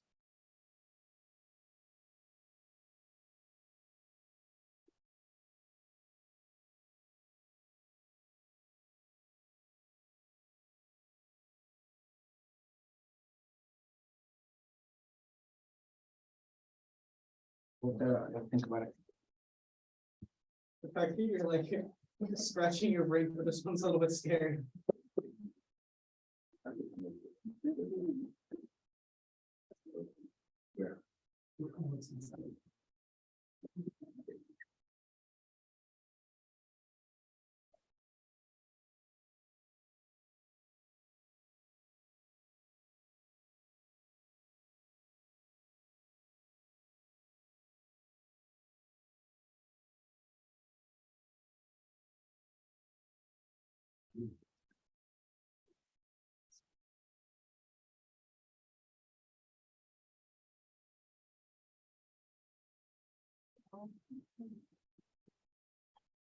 Yeah, let's do this.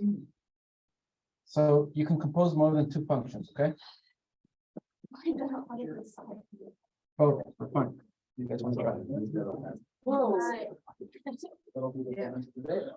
But finish those. Don't worry about that.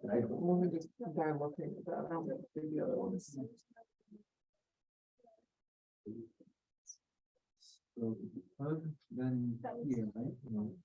Is x squared plus 3 the same thing as x squared? So this is. That's why.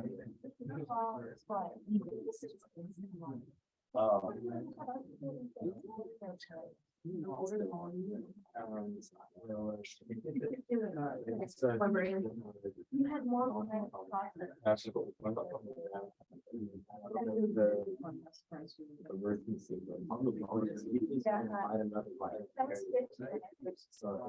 think if you show that both of them, it's one, the one.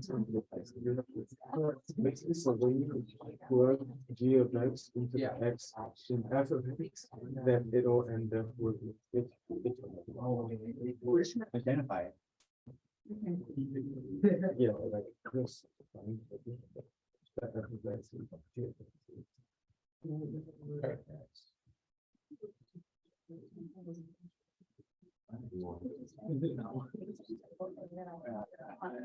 Number two? One. No, it would be one over it. Yeah. Yeah. Yeah. Yeah.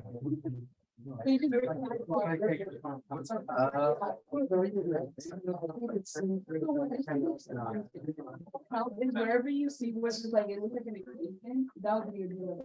Or you see how it's X. I'm just trying to get f of x equal.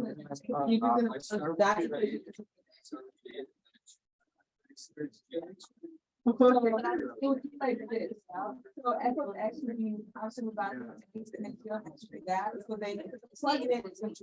Whatever way you find it. G of x. I didn't even. Yeah. No, and it's a good start.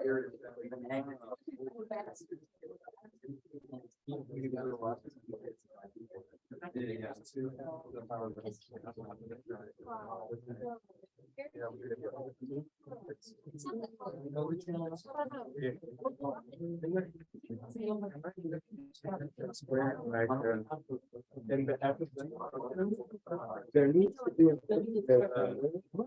that flag that go actually do it. And like when you doing it would make right. So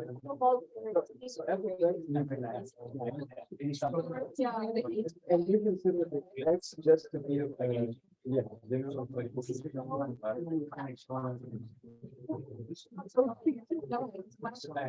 Okay, and then GDX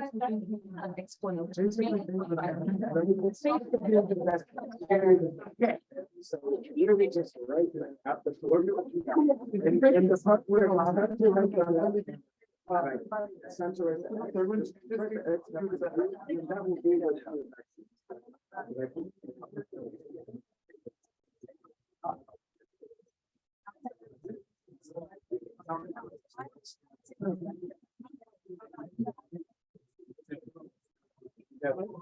Giving the absolute value of X plus three.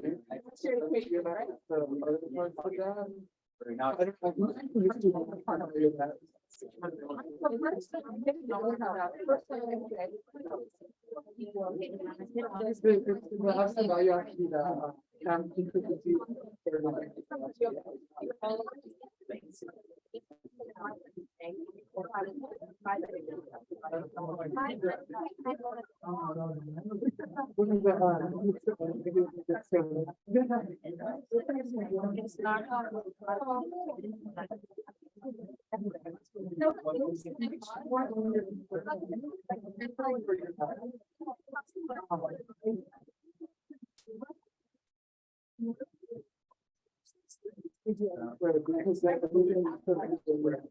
Nice, answers can vary here, okay? So let's see. Shout out an F that you guys use. 1/x, and your G is x squared plus 3. Plug that inside of F, so it goes down below, check. Give me an F here, okay? So your G would be?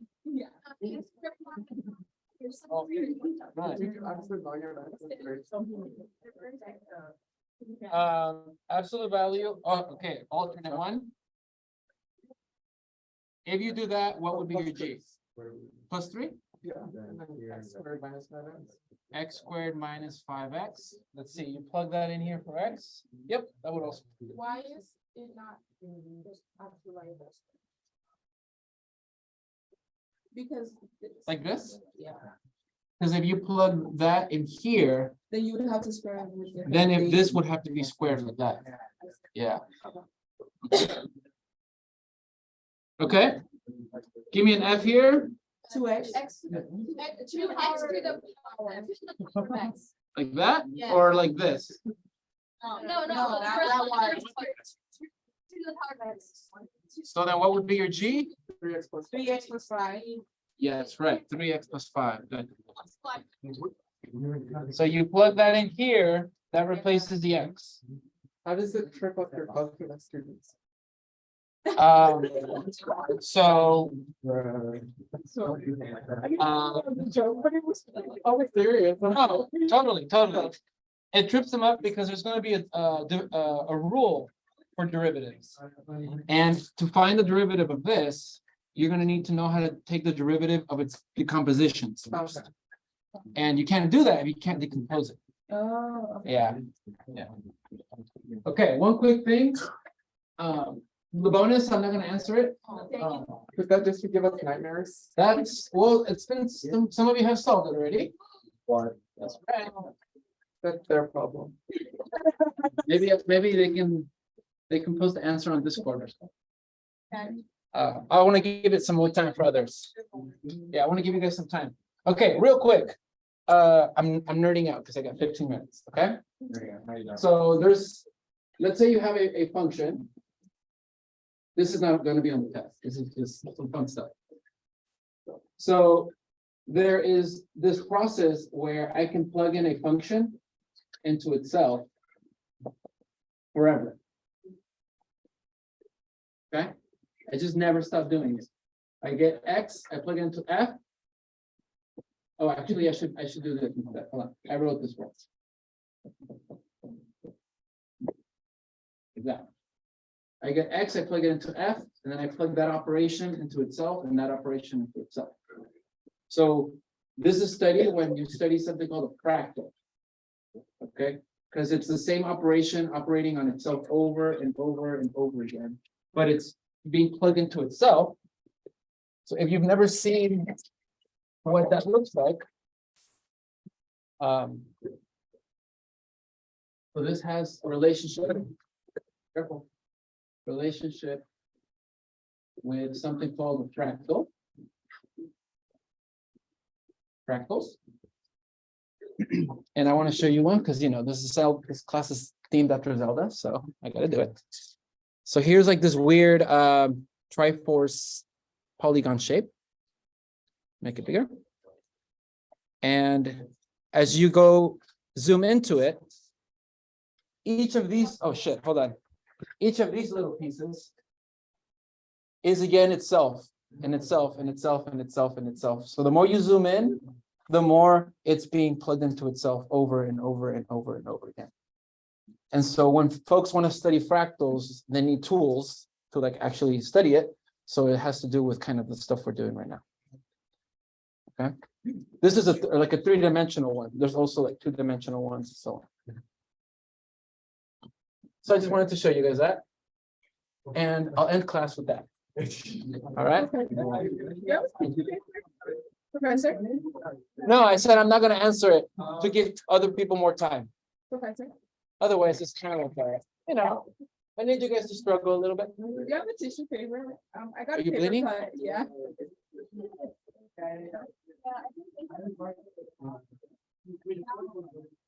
Not a baby. Yeah. I don't. I can wait here while you go to the restroom. Okay. Yeah, I'll wait for you. Yeah.